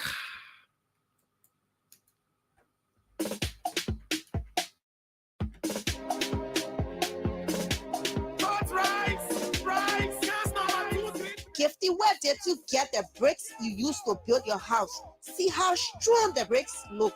I got them from Rovia Bricks. Do not tell me you have not heard about Rovia Bricks. You mean they are located in Liberia? Yes, Angie. Rovia Bricks is a division of Rovia Logistics Incorporated, and they offer a variety of concrete products for all your construction needs.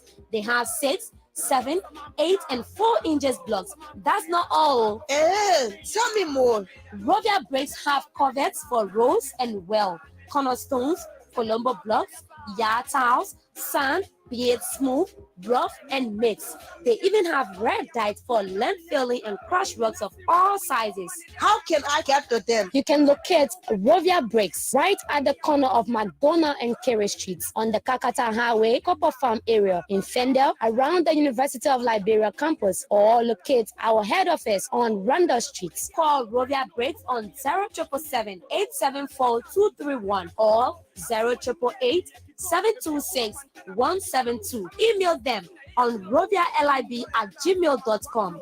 Better still, WhatsApp them on 0777 874 231 or Facebook Rovia Logistics Incorporated. I'm calling them right now for that man's swampy land. No time to waste. My ticket is it.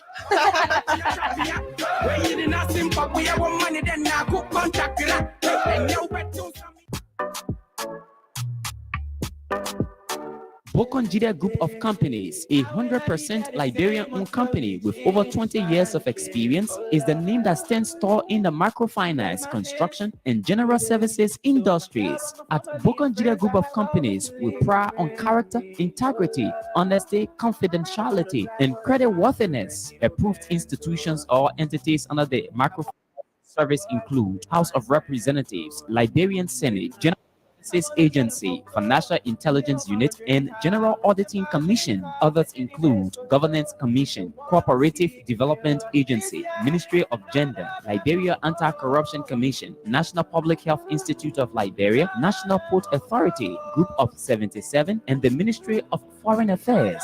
Our construction services include the construction of residential and commercial buildings, while the general services include apartment renter, apartment for lease, furnished apartments for short stay, general printing services, and a yard with swimming pool to host events. Bokonjida Group of Companies is located on Capitol Hill in Monrovia. For more information, call us on cell numbers 0770 520 958 or 0777 017 603, or better still 0886 622 559, or email us at bokonjida@gmail.com. Bokonjida Group of Companies. Nunde. Wanna see all my people progress.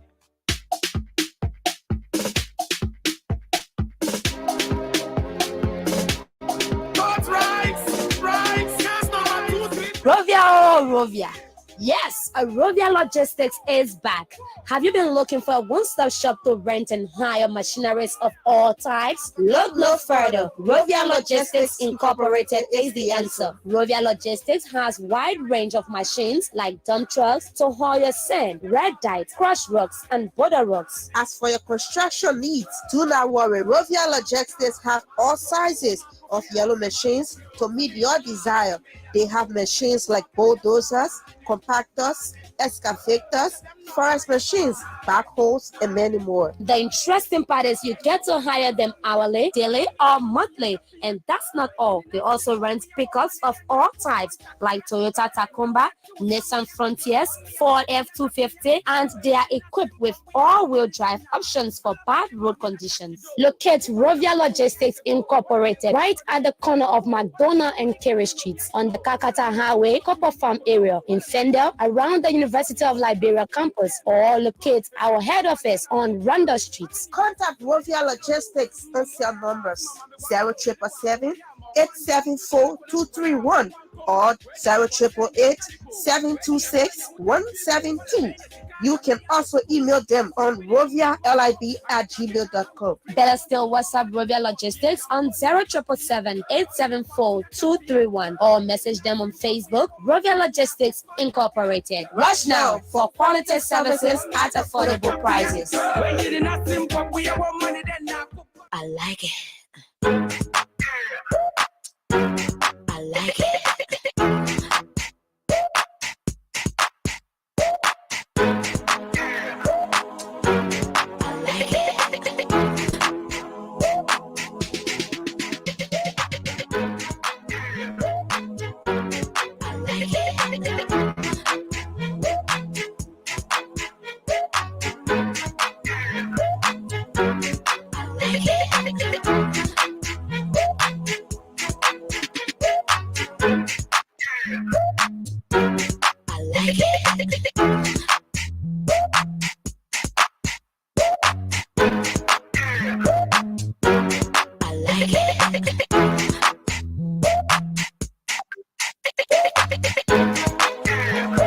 Okay, welcome back to the program this morning. The Morning Breeze on the ABC Radio 105.1.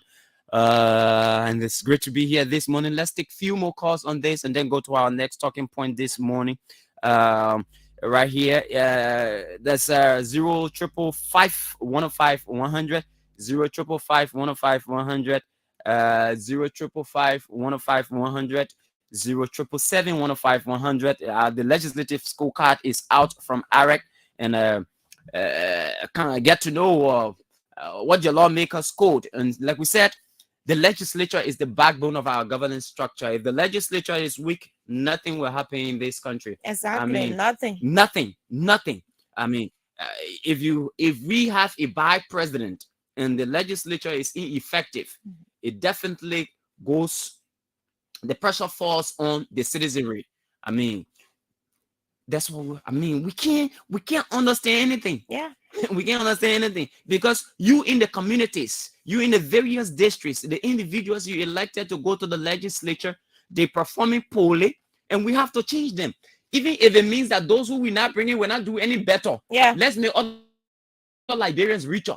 And If that is the case, there's no time to say yes sir to everything. And that reminds me about when the CH Rainey Hospital got that fire, and the president visited the area, and I asked him a question, Mr. President, what is your interest or support for the fire service? And when I asked him that question, he cleverly said everything lies within the hands of the lawmakers.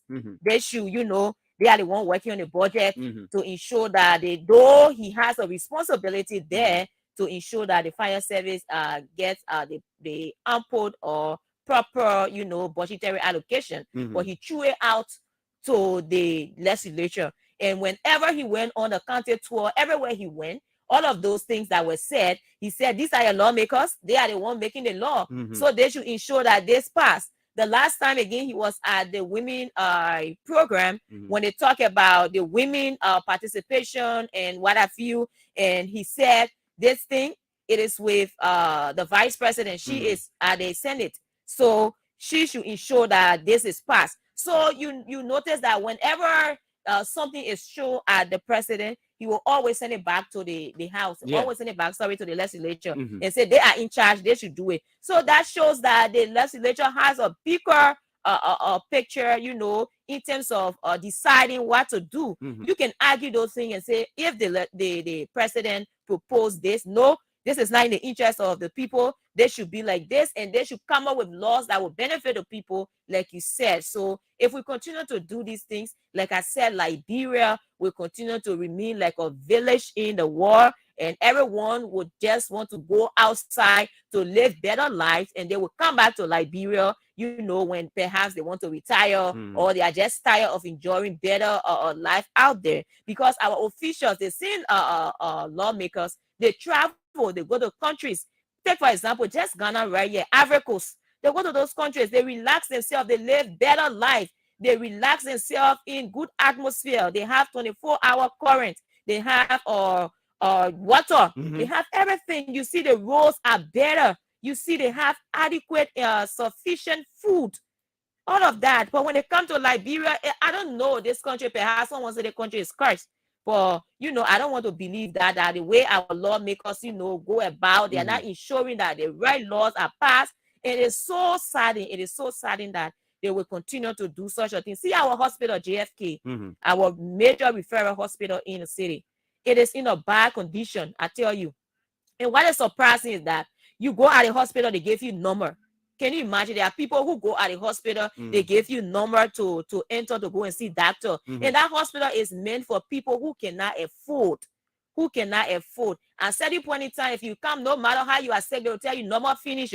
We don't have number, so you won't see the doctor. All of these resulting to our lawmakers not doing the rightful thing that will ensure that the health center is equipped, have the better doctors, that we have professional doctors, and the doctors too are taking care of the health practitioners are taken care of. We have medicine at the hospital. You go at the hospital at JFK, when they treat you, they give you a coupon or they give you prescription. They say go across the road, go buy the medicine, go in a place, go buy the medicine. They don't have even the medication at the hospital. Why is it done like that? Because those who are elected to represent the interests of the country, they are not doing the needful. And it's so saddening that we will be discussing this and they will be seeking re-election. It is sad, Fidel. It is very, very saddening. I mean, it's just sad, like you said. Dennise, I spent 4 months in Ghana. This is as much as I can tell you, Dennise. When you buy your token, your electricity token, and maybe it finished, the light will go off. Yeah. All you need to do is go and take the card from your meter. Yeah. The current automatically comes back on. It stays on for 30 minutes. You know what is done? What is happening there? That 30 minutes is to afford you the chance to go and do your recharge again. Yeah. And place it back in the meter.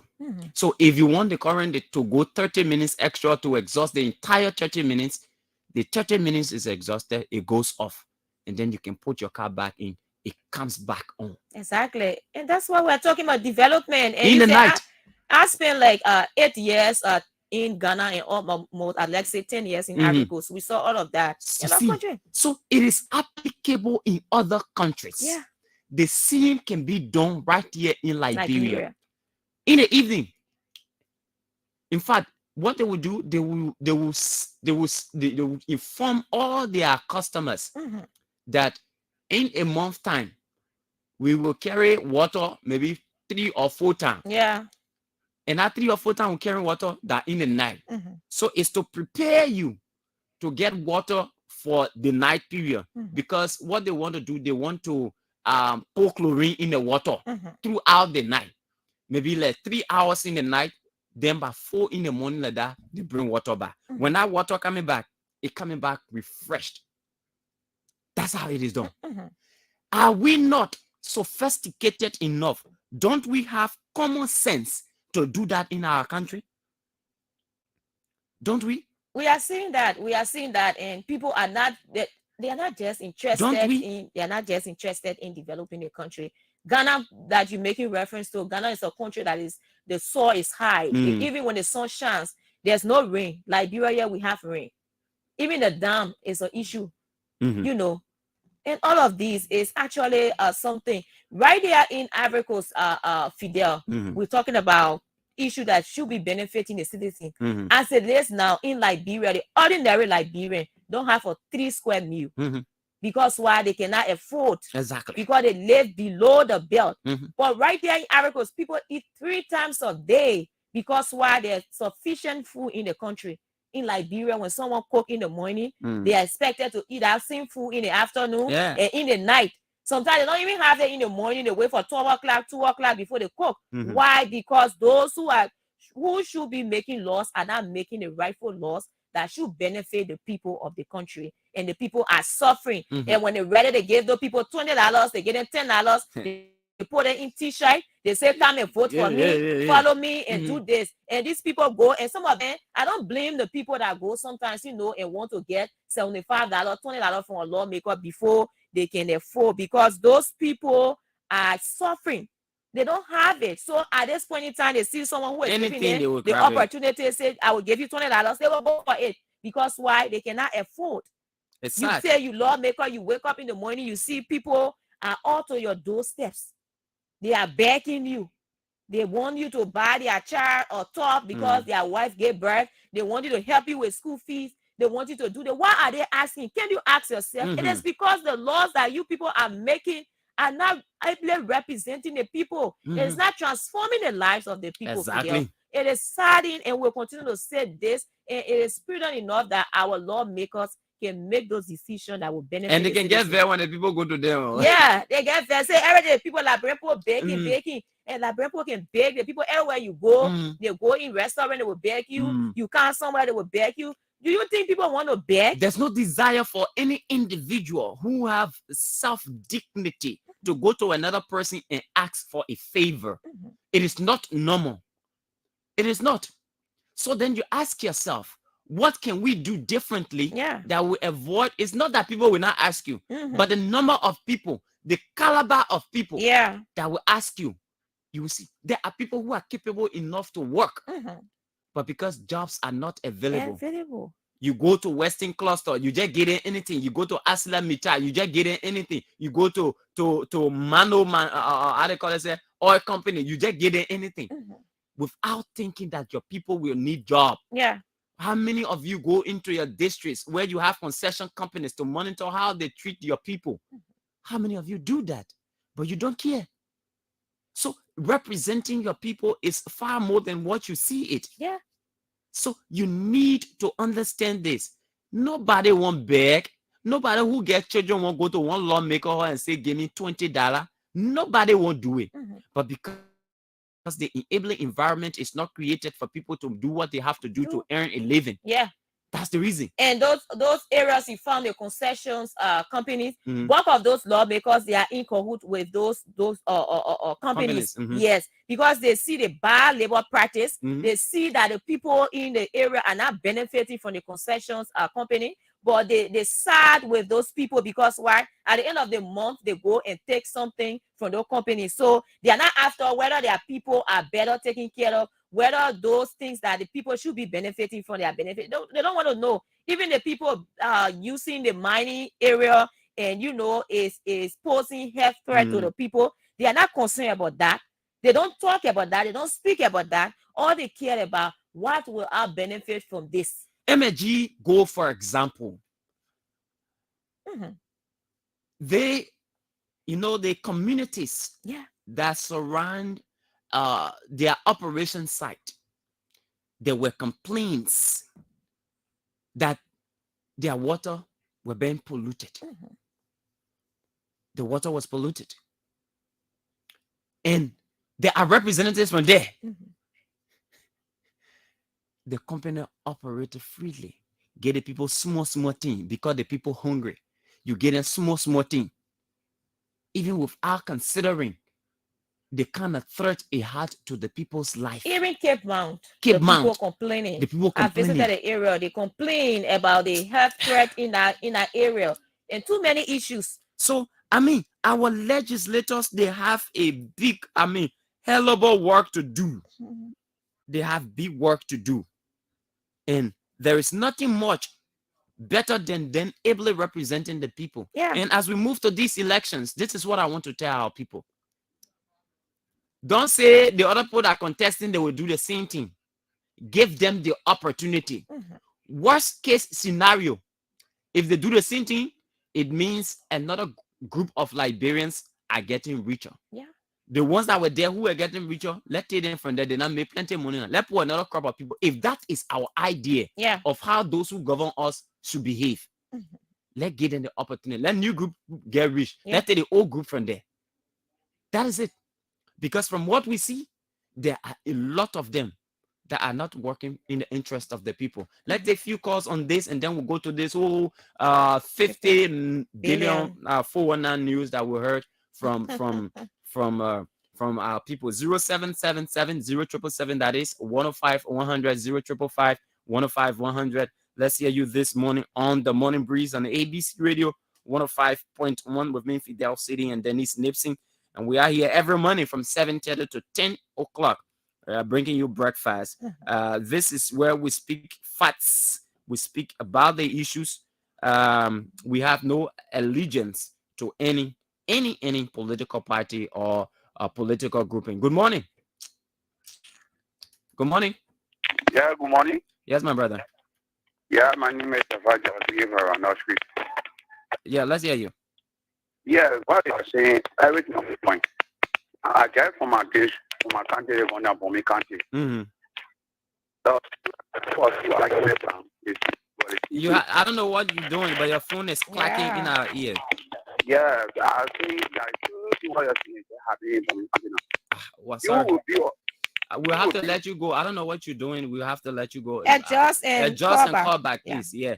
Adjust and call back. 0770 0777 105 100 0555 105 100. I sent you a video this morning. Did you see it?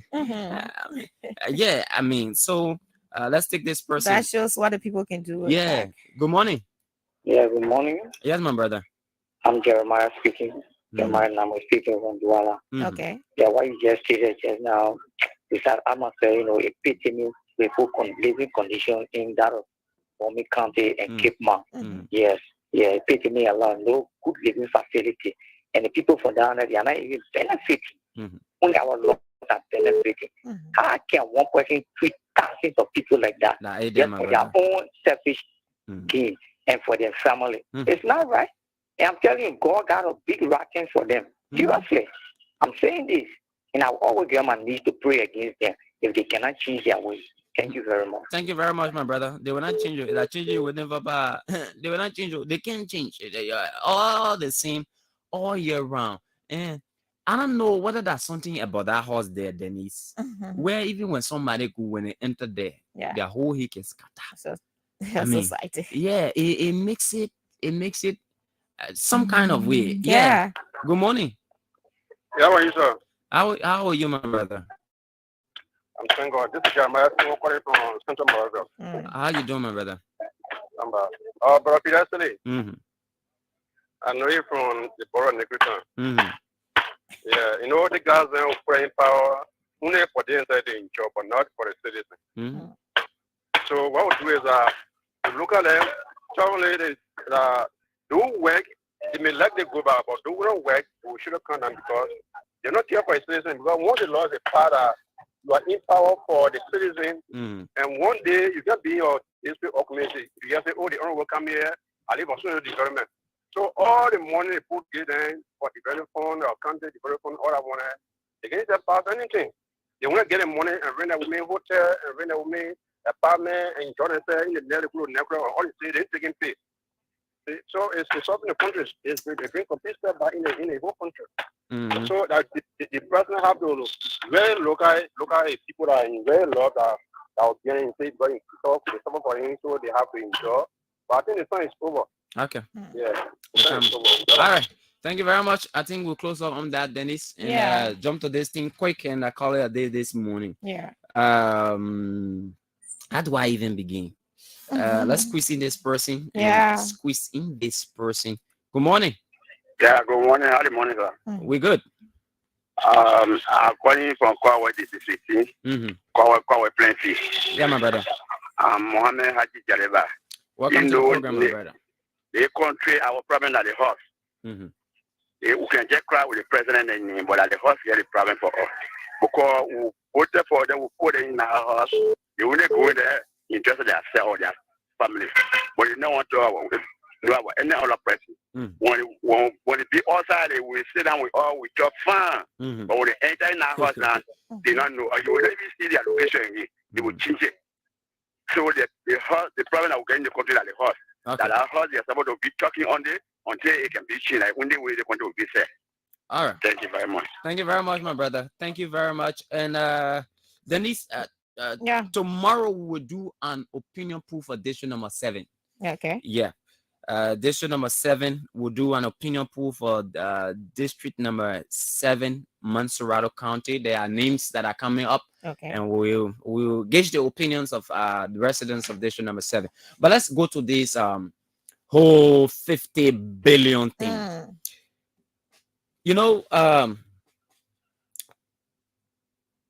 Liberia. I mean, every time I'm about to talk about this country, there's this goose bomb that comes on me because the way some of us love this country, the way we let it country, let me put it there, the way we let this country, because of the places we now go, the thing we now see in those places. So when we see how people mishandle the country, it can help a bad way because we feel we feel we get brain in this country to make it better. Mm-hmm. The only reason why it's not better that because of greed, people wanting to be, I mean, to show dominance. That's all we have. So let me go back to how I want to start this. We were talking yesterday about the coordination of government in terms of information dissemination. And we spoke from the angle that there are officials of government who want to show dominance. And you know, I'm the man in charge. I'm the most powerful man, I mean, in government.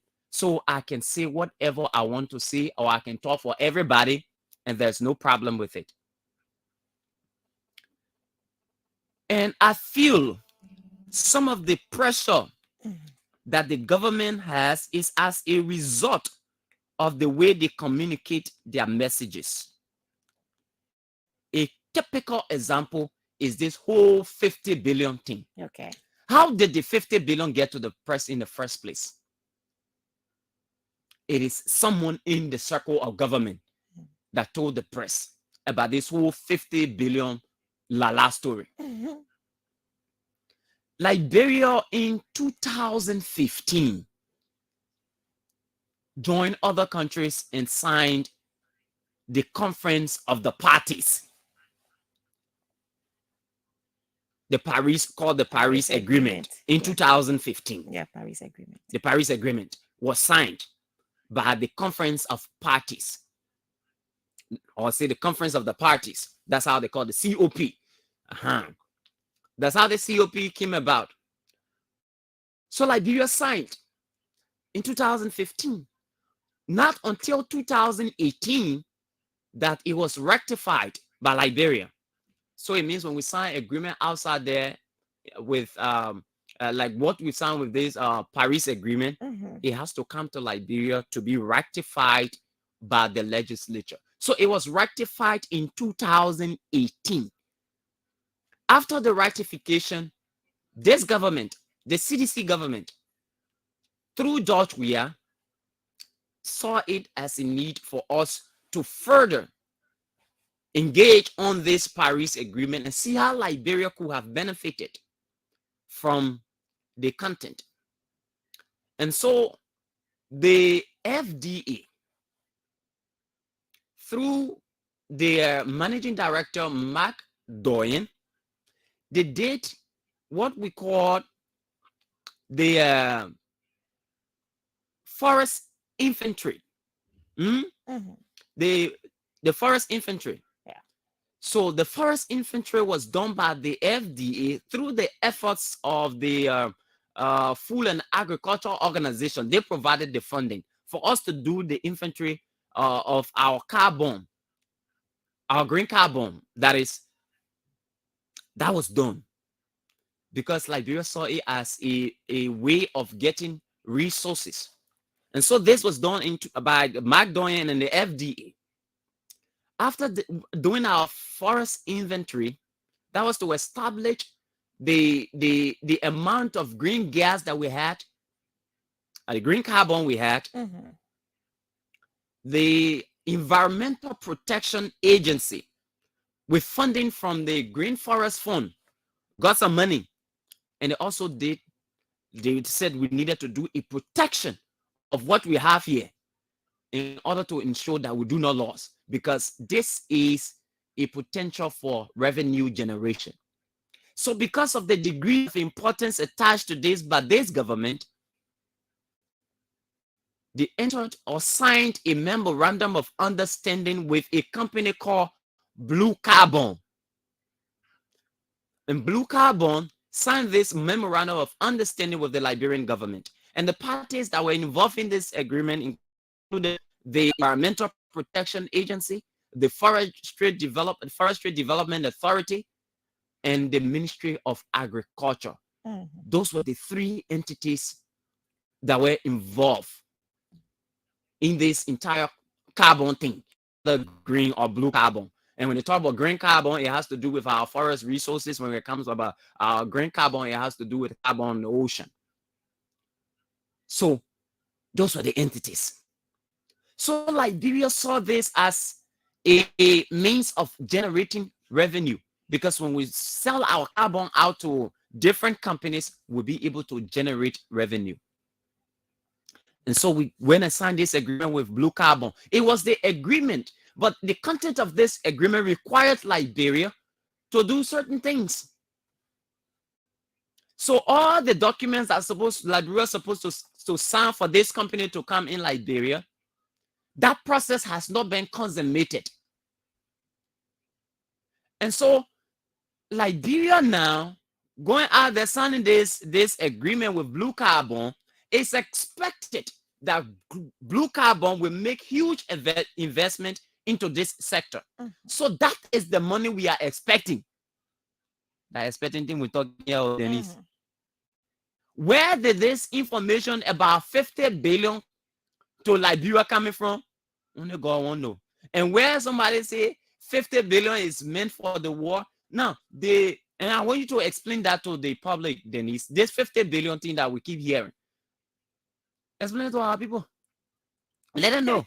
And then it's like, okay, maybe then they won't talk it, but let me talk it. So actually, like we said, it is not, there has not been any 50 billion contract, signed by Liberia through the UAE or how you can term that. There's this 50 billion that is supposed to be, parties that will be involved, perhaps, to benefit. Countries will benefit from, or let's say, or memorandum of understanding or gesture from the UAE. Supposedly, it is not that Liberia as a country is directly, being the sole beneficiary of that 50 billion. We don't know whether even Liberia will form part of those who perhaps that 50 billion that is towards. We must reach a requirement. Yes, will benefit from that. So the idea of like what you said, how people, propagate message, carry out, perhaps they want to gain public sentiments, they want to buy, time and support us that, oh yes, 50 billion. Do you know what they are talking about for a country alone just to benefit from 50 billion?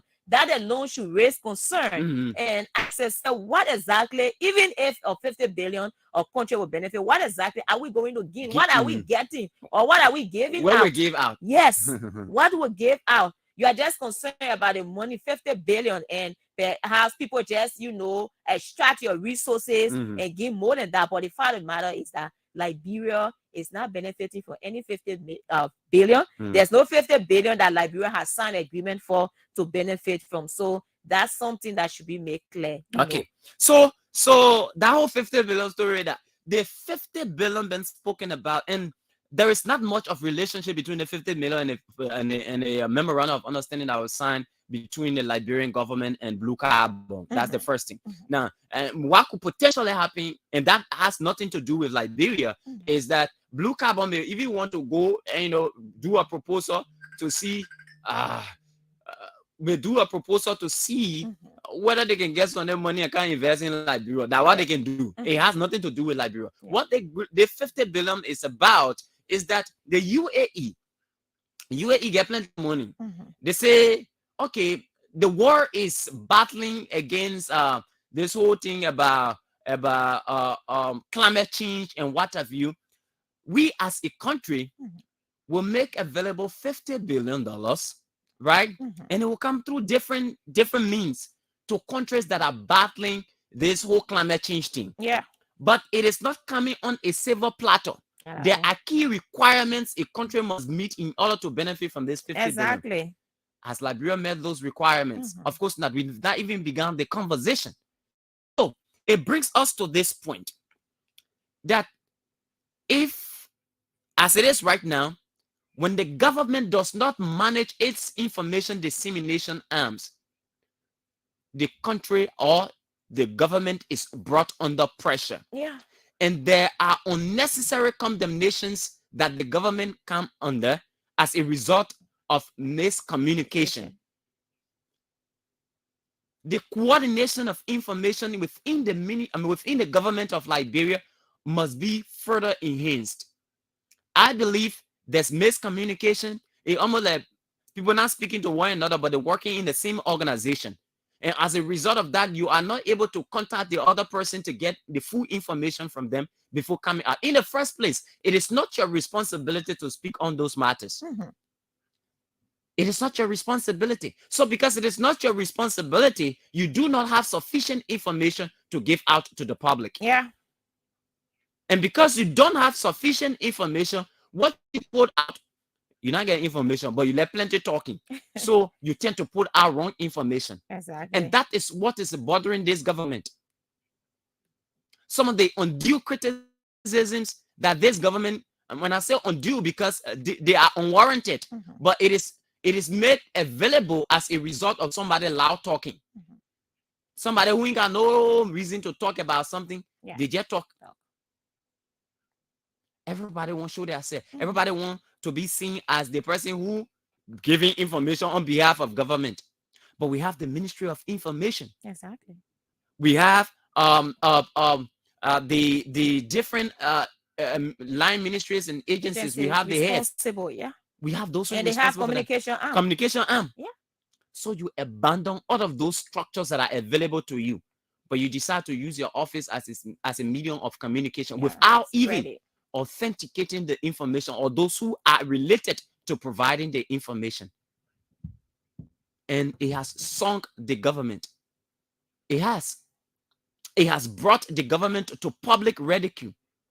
Now people running all around social media and on different media platforms that the government has lied again. What do you do to undo what you've done? You've pictured the government as being a la government because of your action. And what is most unfortunate is that there's no remorse. There is not a second thought that, hey, we've erred. What can we do to undo this? That is not there. So people are going now to elections. As we move to elections, they are going with the mindset that the government has been propagating lies. You're not allowed to all, you lie to all this, you lie to all that. Now you're lying to all on 50 billion. There's something about that 50 billion thing. You remember the money that got missing? Anything our 50 billion? 50 million. Yeah. So that's how it is. I mean, officials of government do not see it as a responsibility to coordinate, especially those within the executive, so that we have the information arm of government well coordinated and put to the public. We know it is verified. And that's the same way they always misleading the president. You found out that all of his messages, especially the one at the State of the Nation, comes up with things that, you know, sometimes are questionable. When he released that, you have people questioning, you know, who has, you know, put this thing in the president message. And this is it because people just want to say things. Sometimes they don't coordinate properly. They don't digest the information to know where exactly it's coming from, whether it is factual or not. But you want to be seen as the person who is doing well, who is doing everything. They do not understand the gravity of misinformation. Yeah. They do not understand the gravity of what putting the wrong information in the public causes for the government. They do not. And I am calling on all those who are loud talkers in the executive. The loud talkers in the executive, that it is now time you begin to coordinate the communication of messages to the public, because it has caused so much to this government. And maybe you think people have forgotten. They don't forget. Some people holding it to their chest. They will use it as a campaign tool against the government, against the CDC. Just in case you forget, they will use it as a campaign tool against the CDC. And I hope you do not hold people liable when the people start coming up with it.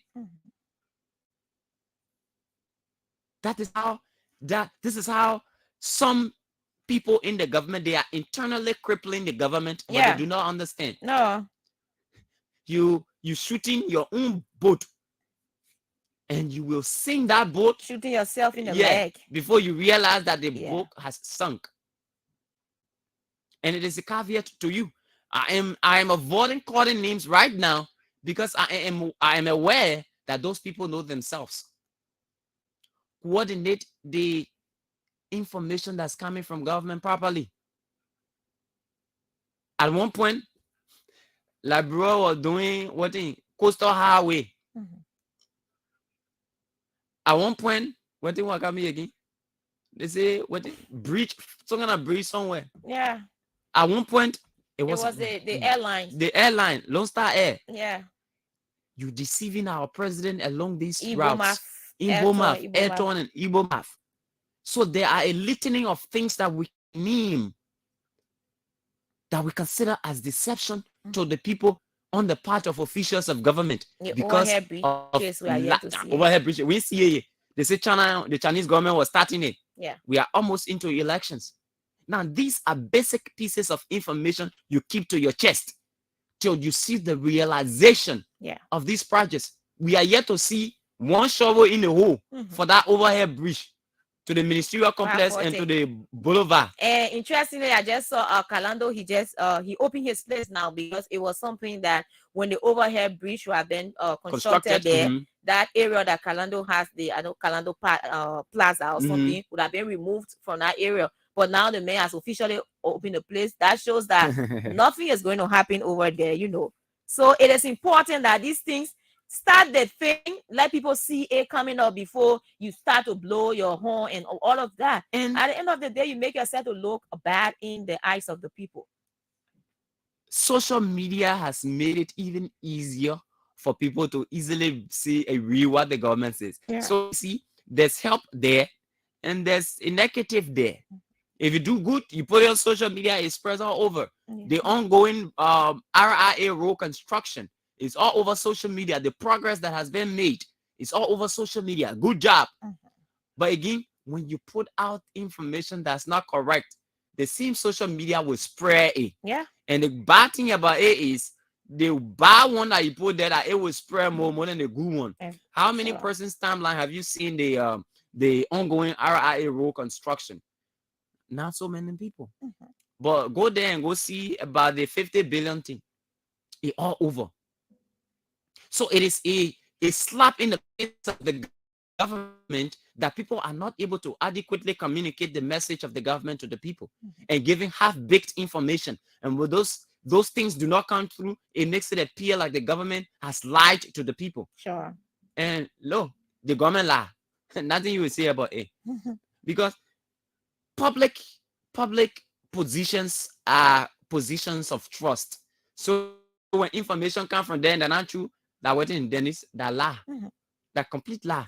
So yeah, that it is. So that's the basic information about this whole 50 billion thing. There's no 50 billion. The 50 billion been spoken about as was given by the government of UAE, and it's meant for the world to fight climate change. To fight climate change. That's why it's for. And there are prerequisites to receiving that money. Has Liberia begun the process of receiving some of the money? Of course not. So it left with the government again to sit down and fold hands. She not last say Liberia get 50 billion. Yeah. Y'all receive 50 billion Google. You receive 50 billion Google. So that is it. There's no 50 billion. We've only signed a memorandum of understanding with Blue Carbon. We've already done an inventory of our green carbon and our blue carbon so that people can come and invest. That's what we've done. And I think we've made progress in that level. Yeah. So we're just waiting for them to come and start be buying. And when they buy with they get our money, we get money. So that is what we know now. So we're not getting no 50 billion. Anybody that told you that lie to you. They lie to you. 00777105100 0555100. Yeah. Those are the numbers to call this morning and be a part of the morning breeze on the ABC Radio 105.1. But I can just be calling number 11. And I think that's something I can do that thing. He can just call normal like that. I say I wanted to call me, but I'm tempted to call me. You don't want can just call figure anything that get in that passing here that he can call. And clearly between you and myself, somebody told him to be over there as Finance Minister. Yeah, that just go keeping in there, and maybe the president keeping in there. Since that mop up exercise, the whole confidence about that ball man over there, that person holding him there. Morning. Nimpson, Fidel City, how you doing this morning? Morning. This is the voice of Joseph Freeman. I know that voice very well. My brother and friend. Good morning. Thank you, Fidel City. Thank you for the recognition. Thank you, my brother. Let me appreciate you people so much, Fidel. You know, to get 50 billion, you joking? Are you kidding me? 50 billion is small money. And when you did so much that the people come and give you 50 billion, you have done nothing. Because people see you doing nothing here with money. Then somebody will look at you and be brave and give your country 50 billion. Eh?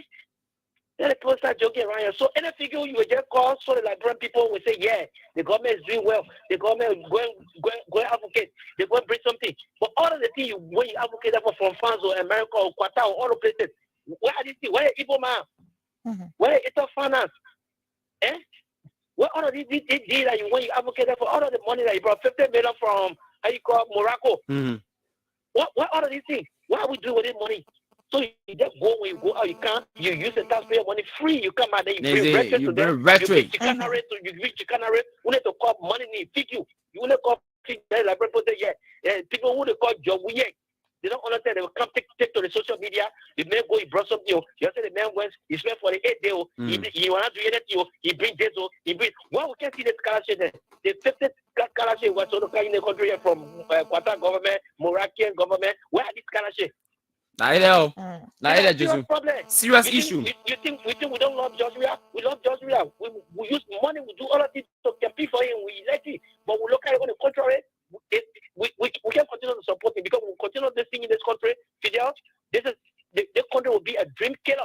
Okay, my brother. No problem. Thank you also. Thank you so much, Joseph Freeman. He's from the CDC. I mean, the NPP. He's a member of the coalition 0777 105 100 0555 105 100. The lines to call this morning to be a part of the morning breeze. There is no 50 billion coming to Liberia. That's a lie. Anybody who told you that is a lie is amongst those lies that have been told by people in government, especially Samuel Tue.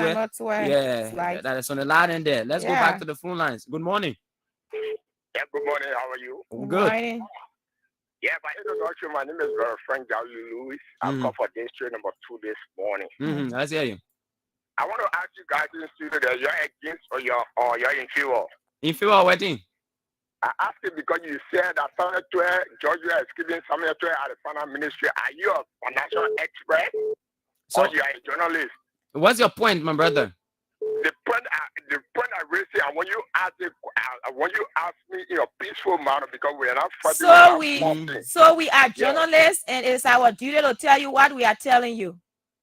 But you sit in studio there. I don't know whether you guys eat paper Canada money or drink coffee this morning or whatsoever. We eat nothing. We stay hungry. Yeah. So we're waiting for you. You know how I do for you guys this morning, ABC Radio? No. I will see how best I can find a buffon for you guys. All right. Thank you. Okay then. Thank you. All right. You think we'll make flower here? I swear. Good morning. Good morning. Good morning, my brother. My brother, let me appreciate you this morning for your talking point. And also, let me appreciate Almighty God for pumping breath into us, our voice to be heard. You see, for me, the reason in which I hate to read follow front page. Because front page was the first person that brought out information, or the way he brings information on the Apple, because $10 million or $10 billion is now a joke money we discuss. You are accusing front page. It was a release from the ministry. It was what they said that what front page brought out. Let me but don't say that.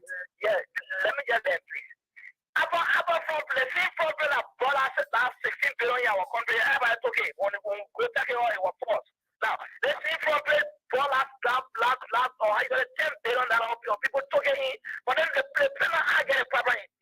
The information which is ledger who really should be the one to get back on the air and make the Liberian people understand that the news we're getting or how you got in circulation is not true. But like, he just remains, he just said that somebody people running around here at the end result now, when the check out is false. That money, the 40 African countries are supposed to benefit from that particular money. 40 African countries, Liberian included. But when the information can happen, that plan will bring the ministry of information. They are not propagating the message for the Liberian properly. Thank you, my brother. Get that information on front page. Good morning. Good morning, my brother Fidel. Yes, sir. This is Dave Richardson. Mm-hmm.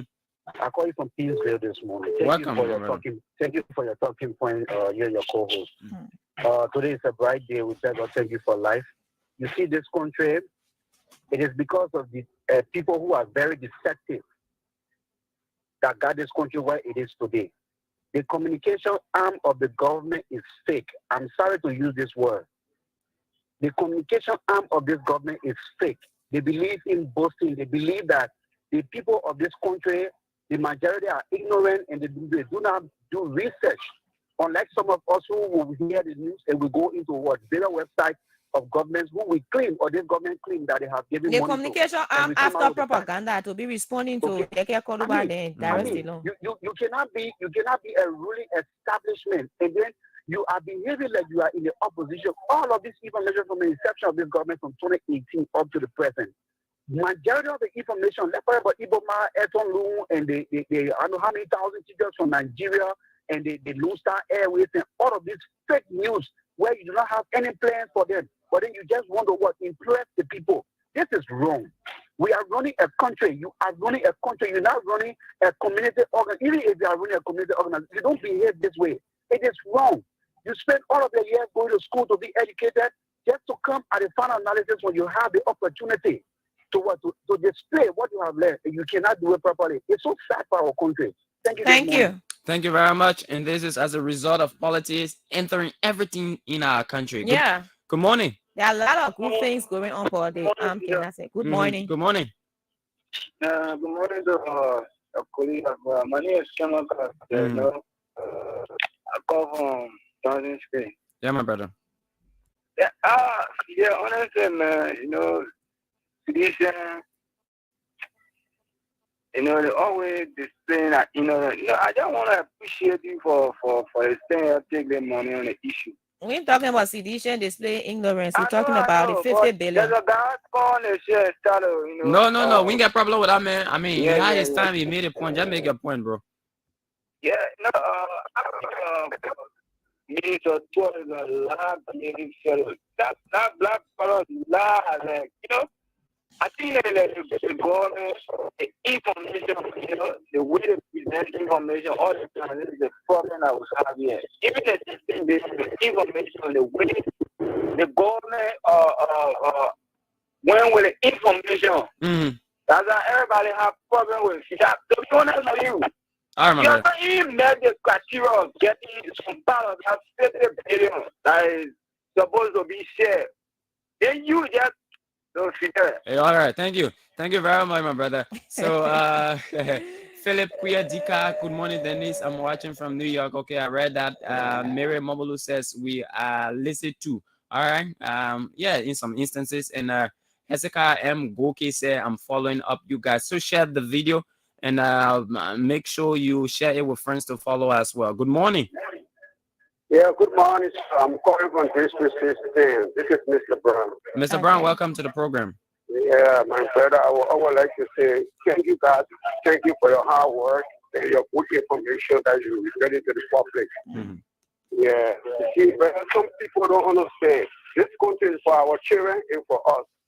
When you're talking those things, other put together to be bad. But they don't know the outcome that will be. So when the folk come to work, you just leave them, brother, you keep your work on. Oh, yeah. I pray that Almighty God be with you people, yeah? Bye. Thank you so much, Dad. Thank you very much. All right, that is our duty. Then I think I hear you when somebody. No, why should I be bothered? It's my work to say those things. And they may ask me what we eat. 6 o'clock we come on the radio. That will be 6 o'clock in the morning. We eat. If anything, we want to drink water. Yeah. But we're good. That is what we've committed ourselves to doing. I mean, so yeah. So 0777 105 100 0555 105 100. That's 0777 105 100 0555 105 100. There is no 50 billion that's coming to Liberia. It's a lie. Tell anybody that told you that it is a lie. That there is no 50 billion anywhere for Liberia. We've just signed an agreement with Blue Carbon that want to invest in our green carbon and blue carbon sectors. So yeah, so that Morning. Good morning, sir. Good morning. Yeah, I'm Hassan Asmana Abdullah calling in from Madonna Street. Welcome to the program. Yeah, I just want to commend you, brother, in the studio, and that our sister. And, you know, for all we travel, this is not to boast with. Labroy, for what we see in this country, only you journalists now that can rescue the nation, because the advantage of the you journalists, that media, it can cover 4,000-5,000 horses to do sensitization to our people in this country. People are not educated. People now have no experience. They don't even got experience of development. They don't know what actually development stands for. So the little Fidel rule connection that our president have undertaken, they take that to be breaching. Look at recent time when I came from AFSA, I saw they were installing the street light. You know, within yourself consciously, those lights have gone off. The second one I have to do is our very LEC. They have failed to connect our horses with calling. The last one I have to do is the protection of state life is not given to the people. People die here without no, justifiable reason. So only you, brother. Look, this is the money I want to mentor. POA, the report on Georgia government, Accra. You know what I mean? A signal up there. Our image is gone. No qualified people will come to this country to do business with all. Okay. When charges against government, you know what I do to the country? Thank you, my brother. Thank you very much. Let's go back to the phone lines 0777-105-100, 0555-105-100. Are the numbers to call? Few minutes to go on the show. Dennise. Dennise, get away. All right, but those are the numbers to call this morning. Let's close up on you on this morning on the morning breeze on ABC Radio 105.1. Let's take this person. Good morning. Yeah, good morning, brother. Good morning, my dear brother. Yeah, I'm Ibrahim Kamara and I call from the rehab bill. Yes, brother. You see, the government is noted for lying. These people will lie on they will even corrupt themselves. You will corrupt themselves again, corrupt yourself into another problem. But all by yourself, unknown to you, in fact, you just do it because you won't lie. Once a criminal, always a criminal. It will never change. Samuel 12 lied to us saying our budget was surplus there, and we saw what happened at the end of the day. 50 billion to the government. No some person can get in that money because they know at the end of the day we'll see all and share it. So rogues. Nobody when voted for the government 4 different times. Some of voted for them 4 different times. I'm not telling you. You voted for the government 4 different times. 4 different times. 2005, 2011. Senatorial bid everything for job. We had a 4 times for job. Yes. So you voted for the party 4 times. All right. 4 time era I'm already. But this time around we are also okay. Okay. Thank you, my brother. Oh, the message talking. It's okay. All right. All right. Thank you. That's thank you, that's all the time it's free time now. Yeah. Yeah. The message I put down. The man name you say. Okay, but Dennise, we have to go. It is unfortunate that we have to go on this program this morning. Again, it's been exciting interacting with our people. As always, this is what we're committed to. And we have no regret for what we do here, insofar it is intended to better our country. And as always, the history of the 4th estate, a lot of people do not know, was meant to do what we are doing now. Yes, to checkmate the 3 branches of government and how they operated. In fact, that's why we are called the 4th estate. All right. So the other 3 estates are the judiciary, the legislature, and the executive. We are the 4th estate. We should set the standards. Exactly. And we should go by that. And we should go by the inform decisions. Exactly. We should make you to be aware of what decision you want to take. Not just for you to jump into it. Yeah. Then go to journalism, mass communication class. Yeah. So tomorrow we're doing opinion poll, right? Yeah, District 7. Exactly. There are a lot of names in District 7, and we're going to be doing opinion polls. So if you know you have your aspirants, Mhm. want to hear who that preference is, and join us tomorrow. And Kelvin also, Kelvin. Yeah, Kevin Vola will be our guest at 9 o'clock. Yeah. He's from the PLP. Yeah. They've joined the CDC, and I think he's got a problem He's with an that. aspirant as well. Okay. So we get to that this on Friday. That is tomorrow. Is a light section. Yeah. That's when we tend to do a bit of jolly. But Dennise, how do you like? Would you like to close? Yeah, it's always a pleasure, being on the platform and informing our people. We are out, and we'll be here tomorrow. Okay, do have yourselves a great day. Remember, Mama Liberia. And again, the president is doing his registration today. Yes, Yeah. at the Kennedy High School in Okay. So the president is going to do his biometric voter registration this morning. Yeah. In the Kennedy. At the Kennedy registration center there. So okay, do have yourselves a great day. Remember, Mama Liberia is our common denominator. In all we do, in all we say, let's put Liberia first. Have yourselves a great day.